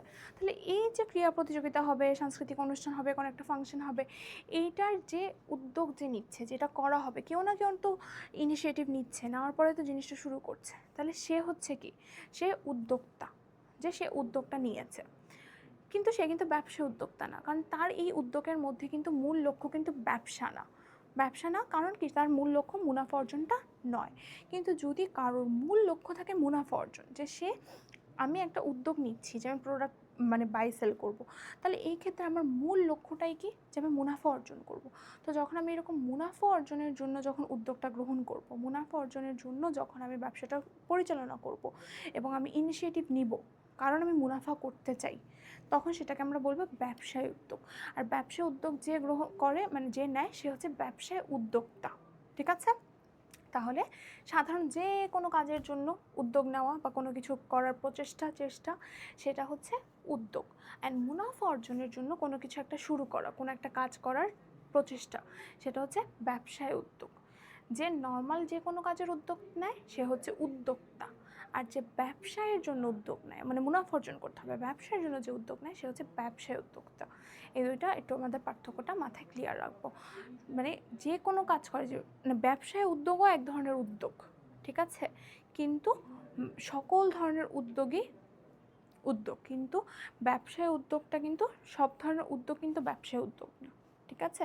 কারণ যখন মুনাফা অর্জনটা আমার মূল লক্ষ্য থাকবে, উদ্দেশ্য থাকবে, তখনই শুধুমাত্র আমরা সেটাকে ব্যবসায় উদ্যোগ বলে থাকবো, ঠিক আছে। আচ্ছা, তাহলে এই হচ্ছে আমাদের নেক্সট পয়েন্টটা ছিল, যেটা হচ্ছে উদ্যোগ গ্রহণ, ঠিক আছে, যে উদ্যোগ, ব্যবসার ক্ষেত্রে উদ্যোগ গ্রহণ করতে হবে। তাহলে আমরা টোটাল ব্যবসার বৈশিষ্ট্যর মধ্যে 7টা খুব গুরুত্বপূর্ণ বৈশিষ্ট্য পড়ে ফেললাম, ঠিক আছে। এই বৈশিষ্ট্যগুলো আমাদের মাথায় রাখতে হবে, কারণ আমাদের যখন সৃজনশীল আসে তখন আমাদের এই বৈশিষ্ট্যগুলো আমাদের লিখতে হবে। এরপরে ব্যবসায়ের বৈশিষ্ট্য জানা শেষ, ব্যবসা সম্পর্কে জানা শেষ, এখন আমরা জানবো ব্যবসার আয়তা, ঠিক আছে। তাহলে যে আয়ত বা পরিধি বলতে ব্যবসায় স্বাভাবিক কাজের ক্ষেত্র বা গণ্ডিকে বোঝায়, যে কতটুকু কাজ করা হচ্ছে, কী করা হচ্ছে, ঠিক আছে, আয়তা কতটুকু। তাহলে এখন আমরা ব্যবসায় আয়তা সম্পর্কে জানবো। তো আমরা ফার্স্টে যদি এই পুরো স্লাইডটাকে ভালো করে খেয়াল করে দেখি, ব্যবসায়ের আয়তার ক্ষেত্রে এখানে প্রথম আমরা শিল্প নিয়ে জানছি, ঠিক আছে। তো শিল্পকে দুইটা ভাগে ভাগ করা হয়েছে, প্রথমটা হচ্ছে প্রাথমিক শিল্প, পরেরটা হচ্ছে দ্বিতীয় পর্যায়ের শিল্প, ঠিক আছে। প্রাথমিক শিল্প এবং দ্বিতীয় পর্যায়ের শিল্প। প্রাথমিক শিল্পের মধ্যে আবার 3টা ভাগ, কৃষি, প্রজনন, নিষ্কাশন। আর দ্বিতীয় পর্যায়ের শিল্পের মধ্যে উৎপাদন বা প্রস্তুত শিল্প, নির্মাণ শিল্প, সেবা শিল্প। আচ্ছা, এই হচ্ছে টোটাল ওভারঅল। এখন আমরা ভাগে ভাগে ধাপে ধাপে এখন আমরা পড়ে পড়ে বোঝার চেষ্টা করব, ঠিক আছে। তাহলে দেখো, ফার্স্টলি শিল্প বা ইন্ডাস্ট্রি। শিল্পর প্রথম কাজটাই কি, যে তাদের কাজ হচ্ছে কি, কোনো কিছু উৎপাদন করা, এবং যে কোনো ধরনের ম্যানুফ্যাকচার, যে কোনো কিছু উৎপাদন করার যে কাজটা, সেটাকে আমরা শিল্প বলে থাকি, ঠিক আছে। এখন সেই শিল্পটাকে নর্মালি 2টা সেক্টরে ভাগ করা হয়, প্রাথমিক শিল্প এবং দ্বিতীয় পর্যায়ের শিল্প। প্রাথমিক শিল্পর মধ্যে যেটা, প্রাথমিক শিল্প মানে কি, যে প্রথম মানে ফার্স্টলি যে জিনিসগুলো আসছে, ঠিক আছে। আমরা প্রাথমিক শিল্পের আন্ডারে যদি দেখি, প্রথমটা হচ্ছে কৃষি শিল্প, ঠিক আছে। তাহলে কৃষি শিল্পটাকে যে কোনো কিছু চাষ করার মাধ্যমে, কৃষিকাজের মাধ্যমে, ঠিক আছে, মাটি থেকে আমরা যখন কোনো কিছু চাষ করে কোনো কিছু একটা করছি, সেটা হচ্ছে কৃষি শিল্প, ঠিক আছে।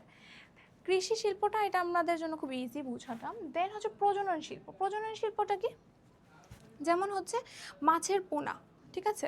তারপর হচ্ছে গরু থেকে যে বাছুর আসছে, এই যে শিল্পটা, ঠিক আছে, যে কোনো কিছু একটা থেকে সে প্রজননের মাধ্যমে যখন মানে অন্য আরেকটা হচ্ছে সেম আসছে, তখন সেটাকে আমরা কি বলি হচ্ছে প্রজনন শিল্প বলছি। যেমন মাছের হ্যাচারি, ঠিক আছে। তারপর হচ্ছে অনেকে বিভিন্ন ধরনের পোলট্রি ফার্মে যেরকম যেটা, তো এই হচ্ছে সব কিছু আমাদের কৃষি শিল্প এবং প্রজনন শিল্প, ঠিক আছে।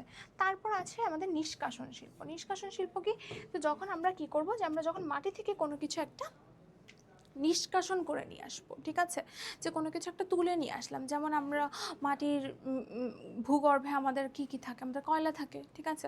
তাহলে এই যে আমরা কয়লা করলাম, তেল উত্তোলন করলাম, ঠিক আছে। তাহলে এই যে জিনিসগুলো, এগুলো হচ্ছে নিষ্কাশন শিল্প। এখন এই প্রাথমিক শিল্পর মধ্যে আমাদের যেটা ইম্পর্টেন্ট জিনিস, এই প্রত্যেকটা জিনিস প্রকৃতি থেকে আসছে। দেখো, কৃষি শিল্প প্রকৃতি থেকে আসছে, ঠিক আছে। প্রজনন শিল্প প্রকৃত, যে আল্লাহ প্রদত্ত, ঠিক আছে।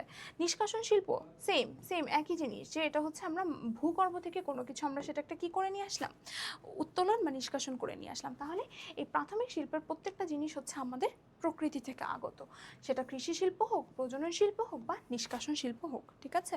এখন আমরা দ্বিতীয় পর্যায়ে চলে যাবো। এগুলো সরাসরি প্রকৃতি থেকে আসে না। প্রাথমিক শিল্প জিনিসগুলো প্রকৃতি থেকে আসে। তো প্রকৃতি থেকে প্রাথমিক শিল্পে আসার পরে সেটা মানুষ কি করে, সেটাকে মানুষ মডিফাই করার পরে সেটা আমাদের দ্বিতীয় পর্যায়ে শিল্প যায়। তার মানে এই প্রাথমিক পর্যায়ের শিল্পগুলো থেকে আমাদের দ্বিতীয় পর্যায়ের শিল্পগুলো আসে, ঠিক আছে। যে উৎপাদন বা প্রস্তুত শিল্প, যে কোনো কিছু একটা আমরা তৈরি করছি, আর সেই তৈরি করার কাঁচামালগুলো আমরা কোথা থেকে পাই, অবশ্যই প্রকৃতি থেকে পাই, ঠিক আছে। তারপরে আমরা সেই কাঁচামালগুলো নিয়ে সেগুলোকে বিভিন্ন ধরনের প্রসেসের মাধ্যমে, বিভিন্ন ধরনের প্রসিডিওর ফলো করে আমরা একটা প্রোডাক্ট, ফাইনাল একটা প্রোডাক্ট উৎপাদন করছে, ঠিক আছে। সেটা হচ্ছে উৎপাদন বা প্রস্তুত শিল্প, ঠিক আছে। যে কোনো কিছু একটা আমরা ধাপে ধাপে ধাপে ধাপে তৈরি করতে করতে একটা ফাইনাল প্রোডাক্ট তৈরি করছি, তাহলে এটা হচ্ছে আমাদের উৎপাদন বা প্রস্তুত শিল্প। নির্মাণ শিল্প, আমরা যে কোনো কিছু তৈরি করছি, এই যে দালান কোঠা নির্মাণ করা হচ্ছে, ঠিক আছে। তো এই টাইপের যত ধরনের জিনিস আমরা তৈরি করছি, নির্মাণ করছি, এই সব হচ্ছে আমাদের নির্মাণ শিল্পের আন্ডারে পড়বে। সেবা পরিবেশক শিল্প বলতে কি বুঝি, এই যে যেটা আমরা বললাম, যে একজন আইন সেবা দিচ্ছে, ঠিক আছে, কোনো একজন প্রকৌশলী, ইঞ্জিনিয়ারিং কোনো থেকে কোনো, তারপর হচ্ছে অডিট ফার্ম যেগুলো থাকে, ঠিক আছে, তারা অ্যাকাউন্ট্যান্টের বিভিন্ন ধরনের সেবা দিয়ে থাকে অডিট ফার্মগুলো। তারপরে যে শিক্ষা সেবা, ঠিক আছে, স্বাস্থ্য সেবা, এই যে সেবা জাতীয় যা কিছু আছে, এই সব কিছু হচ্ছে সেবা পরিবেশক শিল্পর আন্ডারে যাবে, ঠিক আছে। তাহলে এখন আমরা যদি ভালো করে খেয়াল করি, আমাদের শিল্পটাকে আমরা মেইনলি দুইটা পার্টে ভাগ করছি। প্রাথমিক শিল্প, সেখানে আমরা কৃষি আছে, প্রজনন আছে, নিষ্কাশন আছে।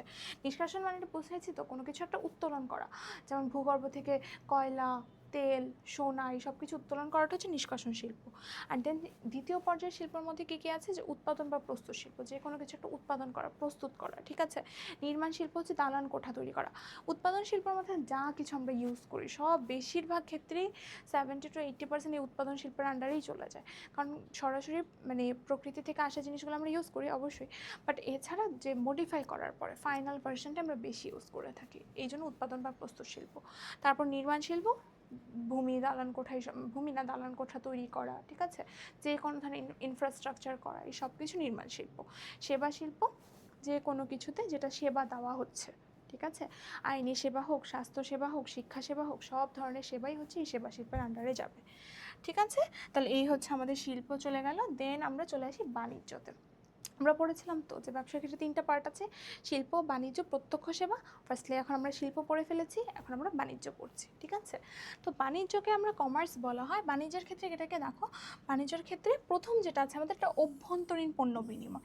অভ্যন্তরীণ পণ্য মানে কি, একটা দেশের ভিতরে, দেশের বাউন্ডারির ভিতরে যখন পণ্য বা সেবা ক্রয় বিক্রয় করা হচ্ছে, দেশের বাউন্ডারির ভিতরে যখন আমার পণ্যগুলো বিনিময় করা হচ্ছে, তখন সেটাকে আমরা কি বলি, অভ্যন্তরীণ পণ্য বিনিময়। এটাকে পাইকারি ও খুচরা ব্যবসা বলা হয়ে থাকে। পাইকারি কি, অল্প অল্প পরিমাণে ক্রয় করে বিক্রয় করাটা হচ্ছে, সরি কি উল্টো বলে ফেলতেছি, দুঃখিত। পাইকারি হচ্ছে কি, অনেক বেশি পরিমাণ পণ্য ক্রয় করে সেটাকে খুচরা ব্যবসায়ীদের কাছে সেল করা হচ্ছে পাইকারি ব্যবসা। এবং খুচরা ব্যবসায়ীরা কী করে, তারা হচ্ছে পাইকারি ব্যবসায়ীদের কাছ থেকে কিছু একটা পণ্য কিনে নিয়ে আসে একটা নির্দিষ্ট অ্যামাউন্টে, দেন সেটা অল্প অল্প করে সিঙ্গেল করে আমাদের কাছে সেল করে। এই পাইকারি ব্যবসা যারা, তারা খুব বড় আকারে ব্যবসা পরিচালনা করে, ঠিক আছে, যে তারা হচ্ছে খুব মানে তাদের একটা নির্দিষ্ট থাকে, ইউনিট থাকে, যে তারা এতগুলো নিচে পণ্য সেলই করবে না। তাহলে একটা নির্দিষ্ট অ্যামাউন্টের, খুব হিউজ একটা অ্যামাউন্টের পণ্য যখন তারা সেল করে, ঠিক আছে, তখন তারা খুচরা ব্যবসায়ীদের কাছ থেকে সেল করে এবং সেখান থেকে আমরা সাধারণ যারা কনজিউমার আছি আমরা সেটা ক্রয় করে থাকি।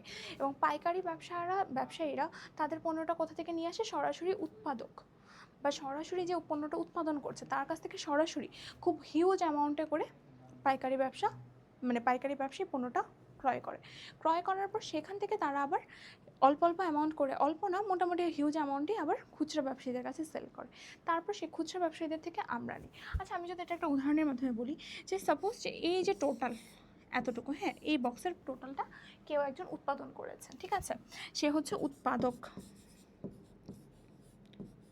ঠিক আছে, ঠিক আছে।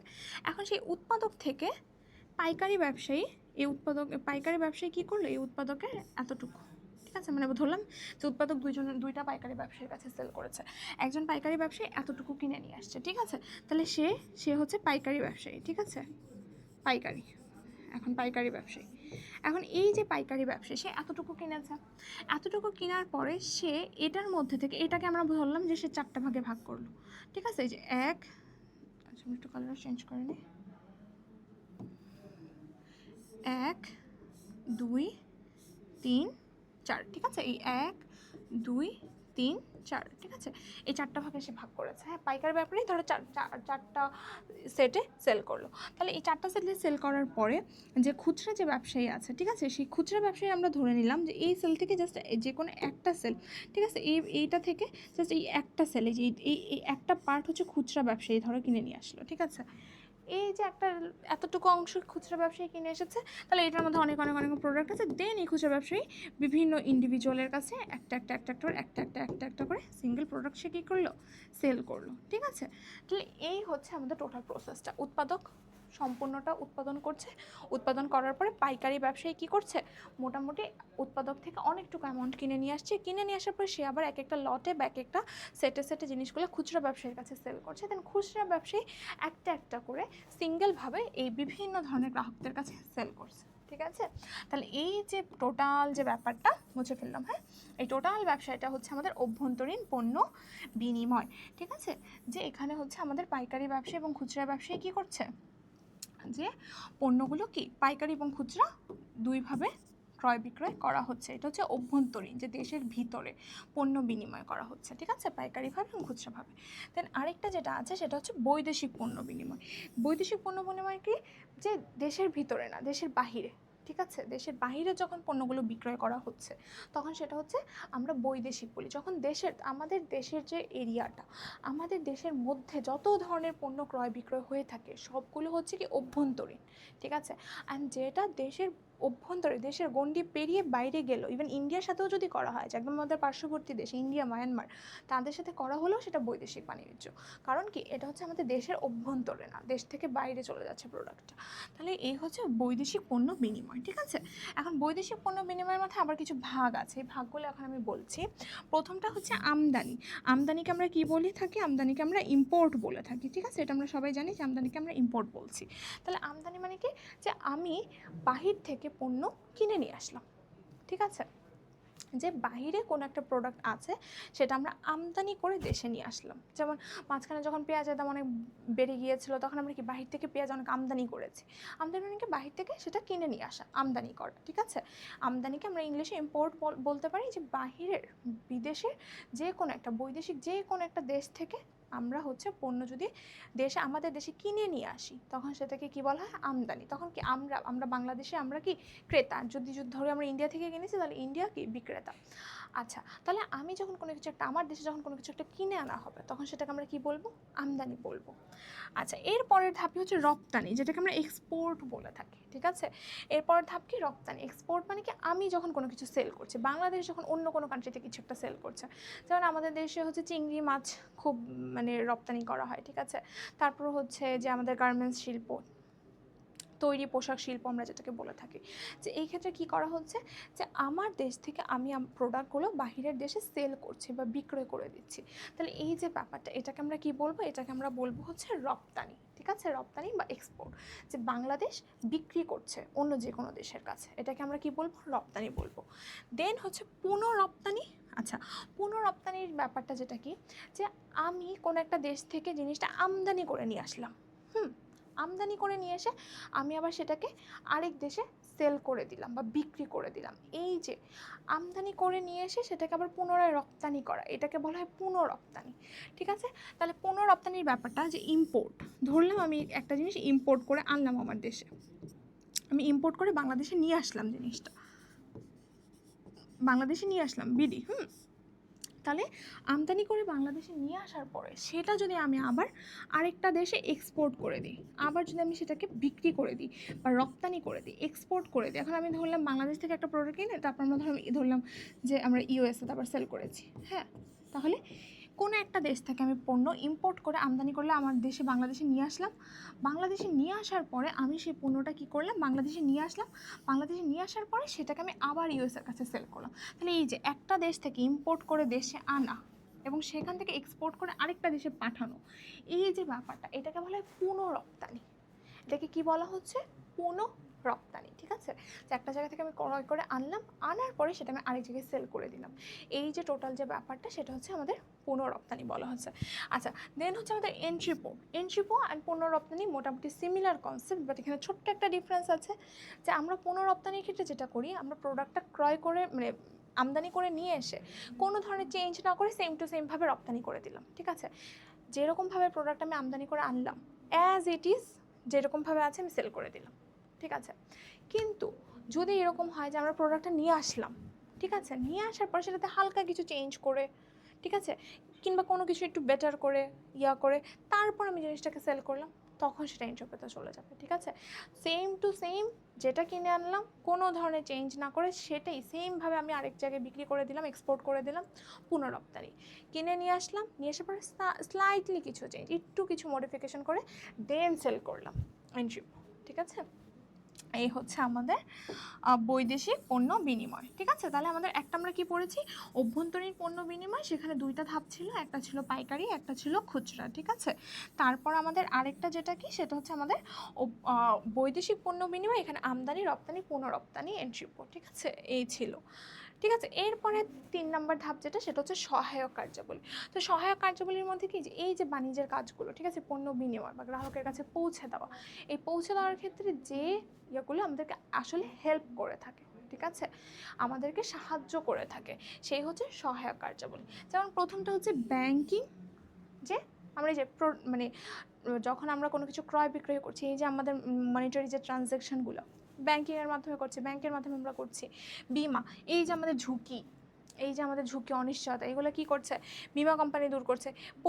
পরিবহনের ক্ষেত্রে কি হচ্ছে, যে আমাদের পণ্যটা এক জায়গা থেকে যখন আমরা আরেকটা জায়গায় নিয়ে যাচ্ছি, ঠিক আছে, তখন কি পরিবহনের মাধ্যমে নিয়ে যাচ্ছি। তারপরে হচ্ছে যে আমাদের যে উৎপাদক, তার কাছ থেকে আমি পণ্যটা মানে গ্রাহকের কাছে পৌঁছাবো, সেটার জন্য আমি পরিবহন করছি, তাহলে কীগুলো কি, সব সহায়ক সেবা। তারপর গুদামজাতকরণের মাধ্যমে কি হবে, যে একটা পণ্য আমার মানে পণ্যটাকে আমি গুদামজাতকরণ করে রেখে তারপর আমি সেটাকে পরবর্তীতে সেল করতে পারছি, পণ্যটা তখন মানে টানে সব দিক দিয়ে পণ্যটা কি আছে, ভালো আছে, ঠিক আছে। তাহলে এই যে ব্যাপারটা, এটাকে আমরা কি বলতে পারি, না মানে গুদামজাতকরণ। তারপর বাজারজাতকরণের ক্ষেত্রে আমাদের মার্কেটিং, ঠিক আছে, মার্কেটিং বা বাজারজাতকরণ, যে পণ্যটা আমি অ্যাডভার্টাইজমেন্ট করছি, যে দেখেন আমার পণ্যতে এই ফিচার্সগুলো আছে, আপনারা আমার পণ্যটা কিনতে পারেন, আমার পণ্যটা ভালো, আমার পণ্যটাতে এই ধরনের ফিচারগুলো আছে, এটা এই দিক দিয়ে ভালো, এতটা সাস্টেনেবল, এতটা ইউজফুল। তো এই যে জিনিসগুলো মানুষদেরকে বলা, জানানো, এই হচ্ছে, এটাকে কি বলা হয়, বাজারজাতকরণ বলা হয়, বাজারজাতকরণ প্রসার, ঠিক আছে। এবং ফাইনালি যোগাযোগ, কমিউনিকেশন করা, ঠিক আছে, কাস্টমারদেরকে তাদের পণ্য সম্পর্কে জানানো থেকে শুরু করে তারপর তারা ক্রয় করার পরেও তাদের কোনো ধরনের সমস্যা হচ্ছে কিনা ফিডব্যাক নেওয়া, নিয়ে তারপর সেটাতে উন্নয়ন করা, ঠিক আছে।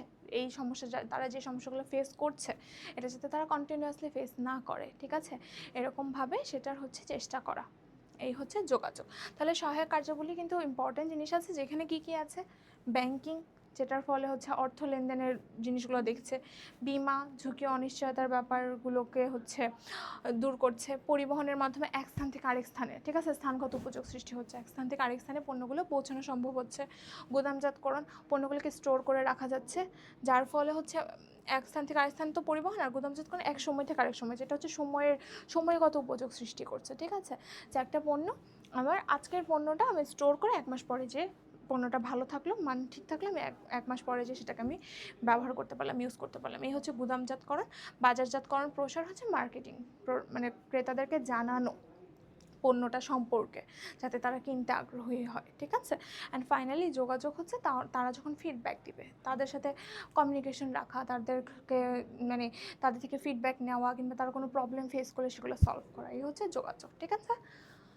তাহলে আমরা শিল্প পড়ে ফেললাম, বাণিজ্য পড়ে ফেললাম, তারপর হচ্ছে এখন আমরা যেটা পড়বো প্রত্যক্ষ সেবা, ঠিক আছে। প্রত্যক্ষ সেবাকে ডিরেক্ট সার্ভিস বলা হয়, সেটা আমরা অলরেডি পড়েছি। যে আইন বৃত্তি, যে ল ফার্মগুলো যেটা আছে, যে আইনিভাবে কেউ কোনো ঝামেলায় ফেসে গেছে, ঠিক আছে, কোনো কিছু একটা মামলা মোকদ্দমায় ঝামেলায় পড়ে গেছে, কোনো কোম্পানি হোক, কোনো ব্যক্তি হোক, তো তখন এই আইনি বৃত্তির মাধ্যমে ল ফার্মগুলো কি করে, যে তাদেরকে সহায়তা দিয়ে থাকে, আইনি সহায়তা দিয়ে থাকে, ঠিক আছে, এই হচ্ছে আইনি সেবা। তারপর হচ্ছে ডাক্তারি আমাদের কি করে থাকে, চিকিৎসা সেবা দিয়ে থাকে, ঠিক আছে, যে তারা আমাদেরকে, ডাক্তাররা আমাদেরকে, যে আমরা যদি কোনো কারণে হচ্ছে অসুস্থ হয়ে যায়, তারা আমাদের চিকিৎসা সেবা দেওয়ার মাধ্যমে আমাদেরকে সুস্থ হতে সাহায্য করে। প্রকৌশল কর্ম, ইঞ্জিনিয়াররা কী করছে, যে বিভিন্ন ধরনের আর্কিটেকচার কিংবা আমাদের কোনো একটা স্থাপনা করব, আমরা ইনফ্রাস্ট্রাকচার করব, তখন সেটার যে ডিজাইন করে দেওয়া, সেটা কিভাবে কি করলে ঠিক হবে, ভালো হবে, ঠিক আছে, অল্প জায়গায় সুন্দর করে কিছু একটা করতে পারবো, মজবুতভাবে করতে পারবো, কোনটার জন্য কী করা উচিত, কী ম্যাটেরিয়াল ইউজ করা উচিত, সব কিছু প্রকৌশল কর্ম বা ইঞ্জিনিয়াররা করে থাকছে।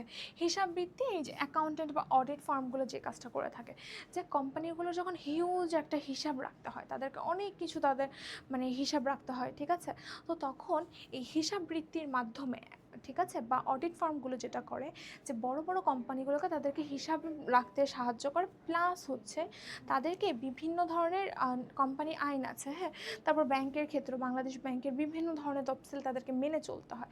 তো তখন এই যে অডিট ফার্মগুলো দেখে যে লয়ের সাথে এই কোম্পানিটা কি ম্যাচ করছে কিনা, তারা সবগুলো আইন সুন্দরভাবে তারা ঠিকঠাক করে কি করতে পারছে, মানে পালন করতে পারছে কিনা, রিকোয়ারমেন্টগুলো ফুলফিল করতে পারছে কিনা, এই ধরনের যে কোনো ধরনের সেবার জন্য আমাদের এই হিসাববৃত্তি বা অডিট ফার্মগুলো সেবা দিয়ে থাকে। তারপর হচ্ছে কম্পিউটার ও ইন্টারনেট সেবা, ঠিক আছে, যেমন আমরা হচ্ছে কম্পিউটার ইউজ করে, যেমন আমাদের আমরা উইন্ডোজ অ্যাক্টিভেশন থেকে শুরু করে বিভিন্ন ধরনের কম্পিউটারে আমরা নেটফ্লিক্স দেখি, আমরা অ্যামাজন প্রাইম দেখি, কত কিছু দেখি, ঠিক আছে, তো এরকমভাবে আমরা ইন্টারনেট সেবা নিয়ে থাকি, ওয়াইফাই ইউজ করি, কম্পিউটার এবং ইন্টারনেট সেবার মধ্যে এই সব কিছু আমাদের কী থাকবে, ইনক্লুডেড থাকবে, কারণ এই সবগুলি আমরা সেবা নিচ্ছি, ঠিক আছে। তারপর বিক্রয় পরবর্তী সেবা, ঠিক আছে, এটা একটা গুরুত্বপূর্ণ সেবা, যে বিক্রি, কোনো কিছু একটা সেল করেছি, হ্যাঁ, সেল করার পর যে ওয়ারেন্টি থাকে, গ্যারান্টি থাকে, এই যে জিনিসগুলো, এগুলো জাস্ট লিখে দিলে হবে না, যে হ্যাঁ এটার সাথে আপনার এতদিনের গ্যারান্টি ওয়ারেন্টি, দেন তাদেরকে আমি যখন যেয়ে বললাম তখন তারা কোনো আমাকে সেবা দিল না, এরকমটা করলে হবে না।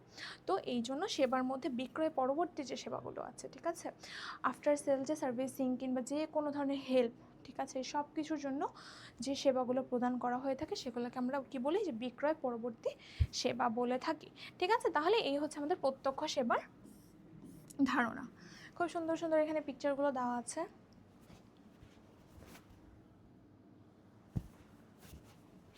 আচ্ছা, তারপরে এটার পর আমরা নেক্সট স্লাইডে চলে যাচ্ছি।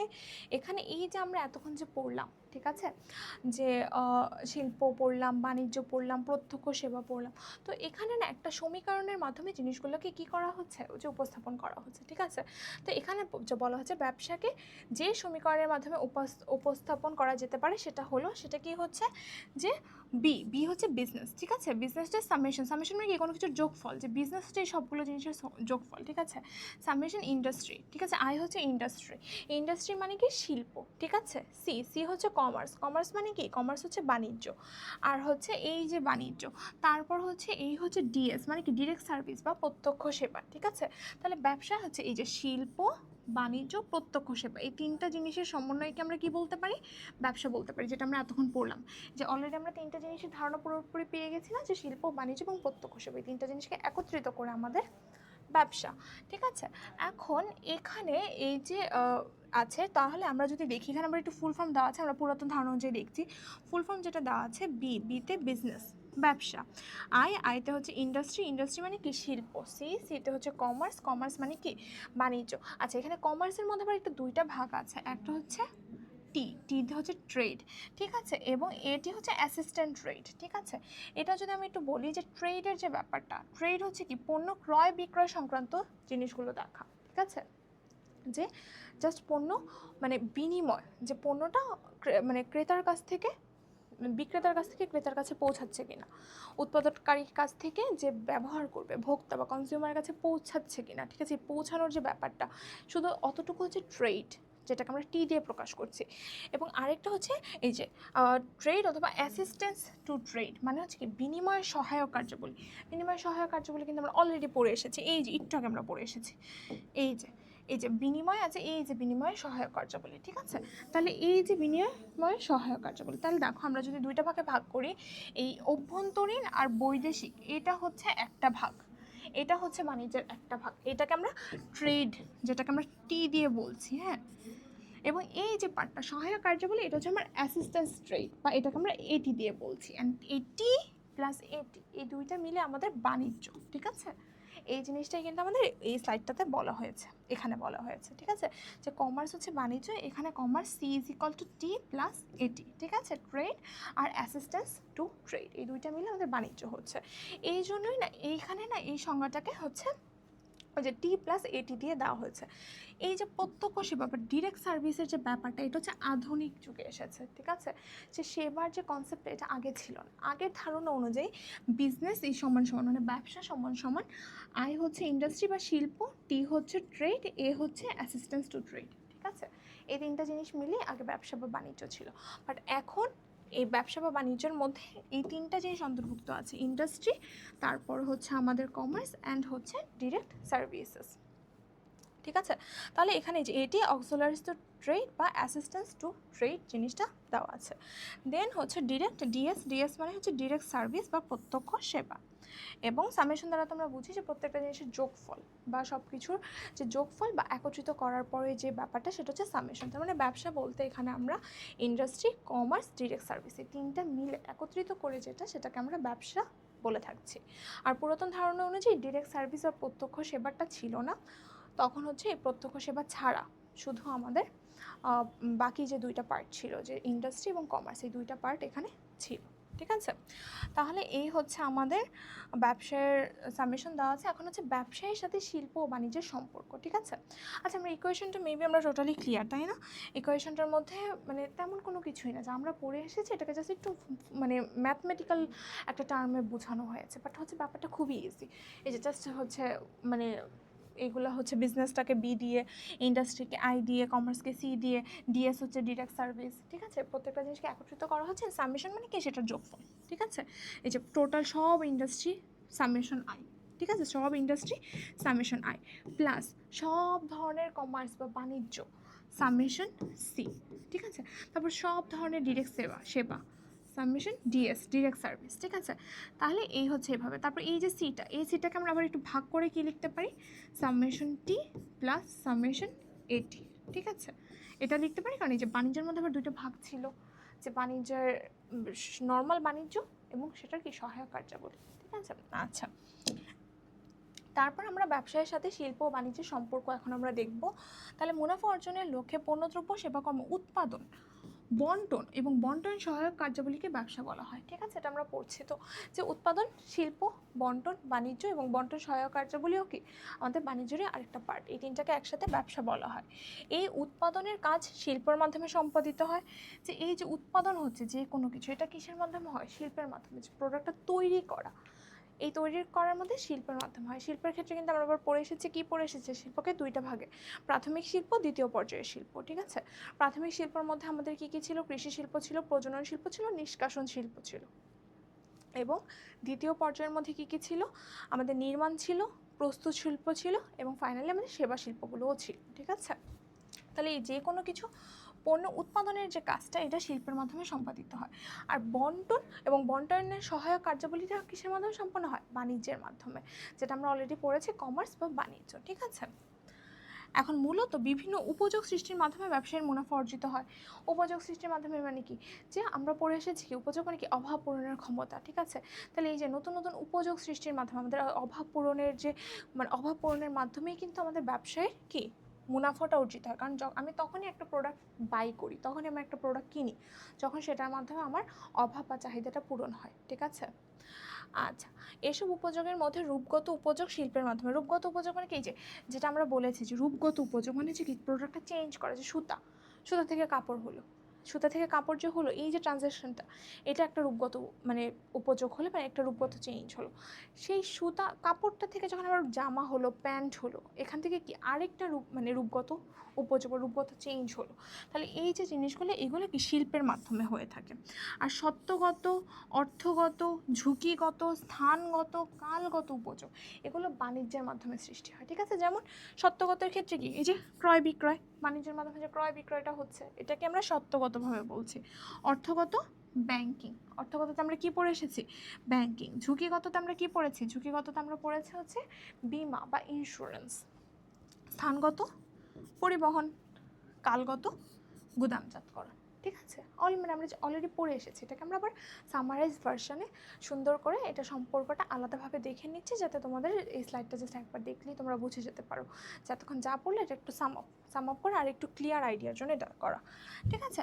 তাহলে আমাদের এই যে বিভিন্ন ধরনের উপযোগ শিল্পের মাধ্যমে কি করা হচ্ছে, সেটা হচ্ছে রূপগত উপযোগ, এবং বাণিজ্যের মাধ্যমে আমাদের সত্যগত, অর্থগত, স্থানগত, কালগত এই ধরনের উপযোগগুলো কিসের মাধ্যমে সৃষ্টি করা হচ্ছে, বাণিজ্যের মাধ্যমে। সুতরাং ব্যবসা হলো শিল্প ও বাণিজ্য সংক্রান্ত যাবতীয় কাজের সমষ্টি। ওই যেটা একটু আগে ইকুয়েশনটা দেখে আসলাম, যে ব্যবসাতে শিল্প, বাণিজ্য এবং আধুনিক ধারণা অনুযায়ী আরেকটা জিনিস যোগ হয়েছে, সেটা হচ্ছে প্রত্যক্ষ সেবা বা ডিরেক্ট সার্ভিস, যেটাকে ওখানে ডিএস হিসাবে লেখা হয়েছে, ঠিক আছে। আচ্ছা, তারপরে আমাদের শিল্পর ধারণা আছে। শিল্পের ধারণার এখান থেকে আমরা তাহলে আমরা যদি এটা দেখি শিল্পর ধারণার মধ্যে, আমরা দেখি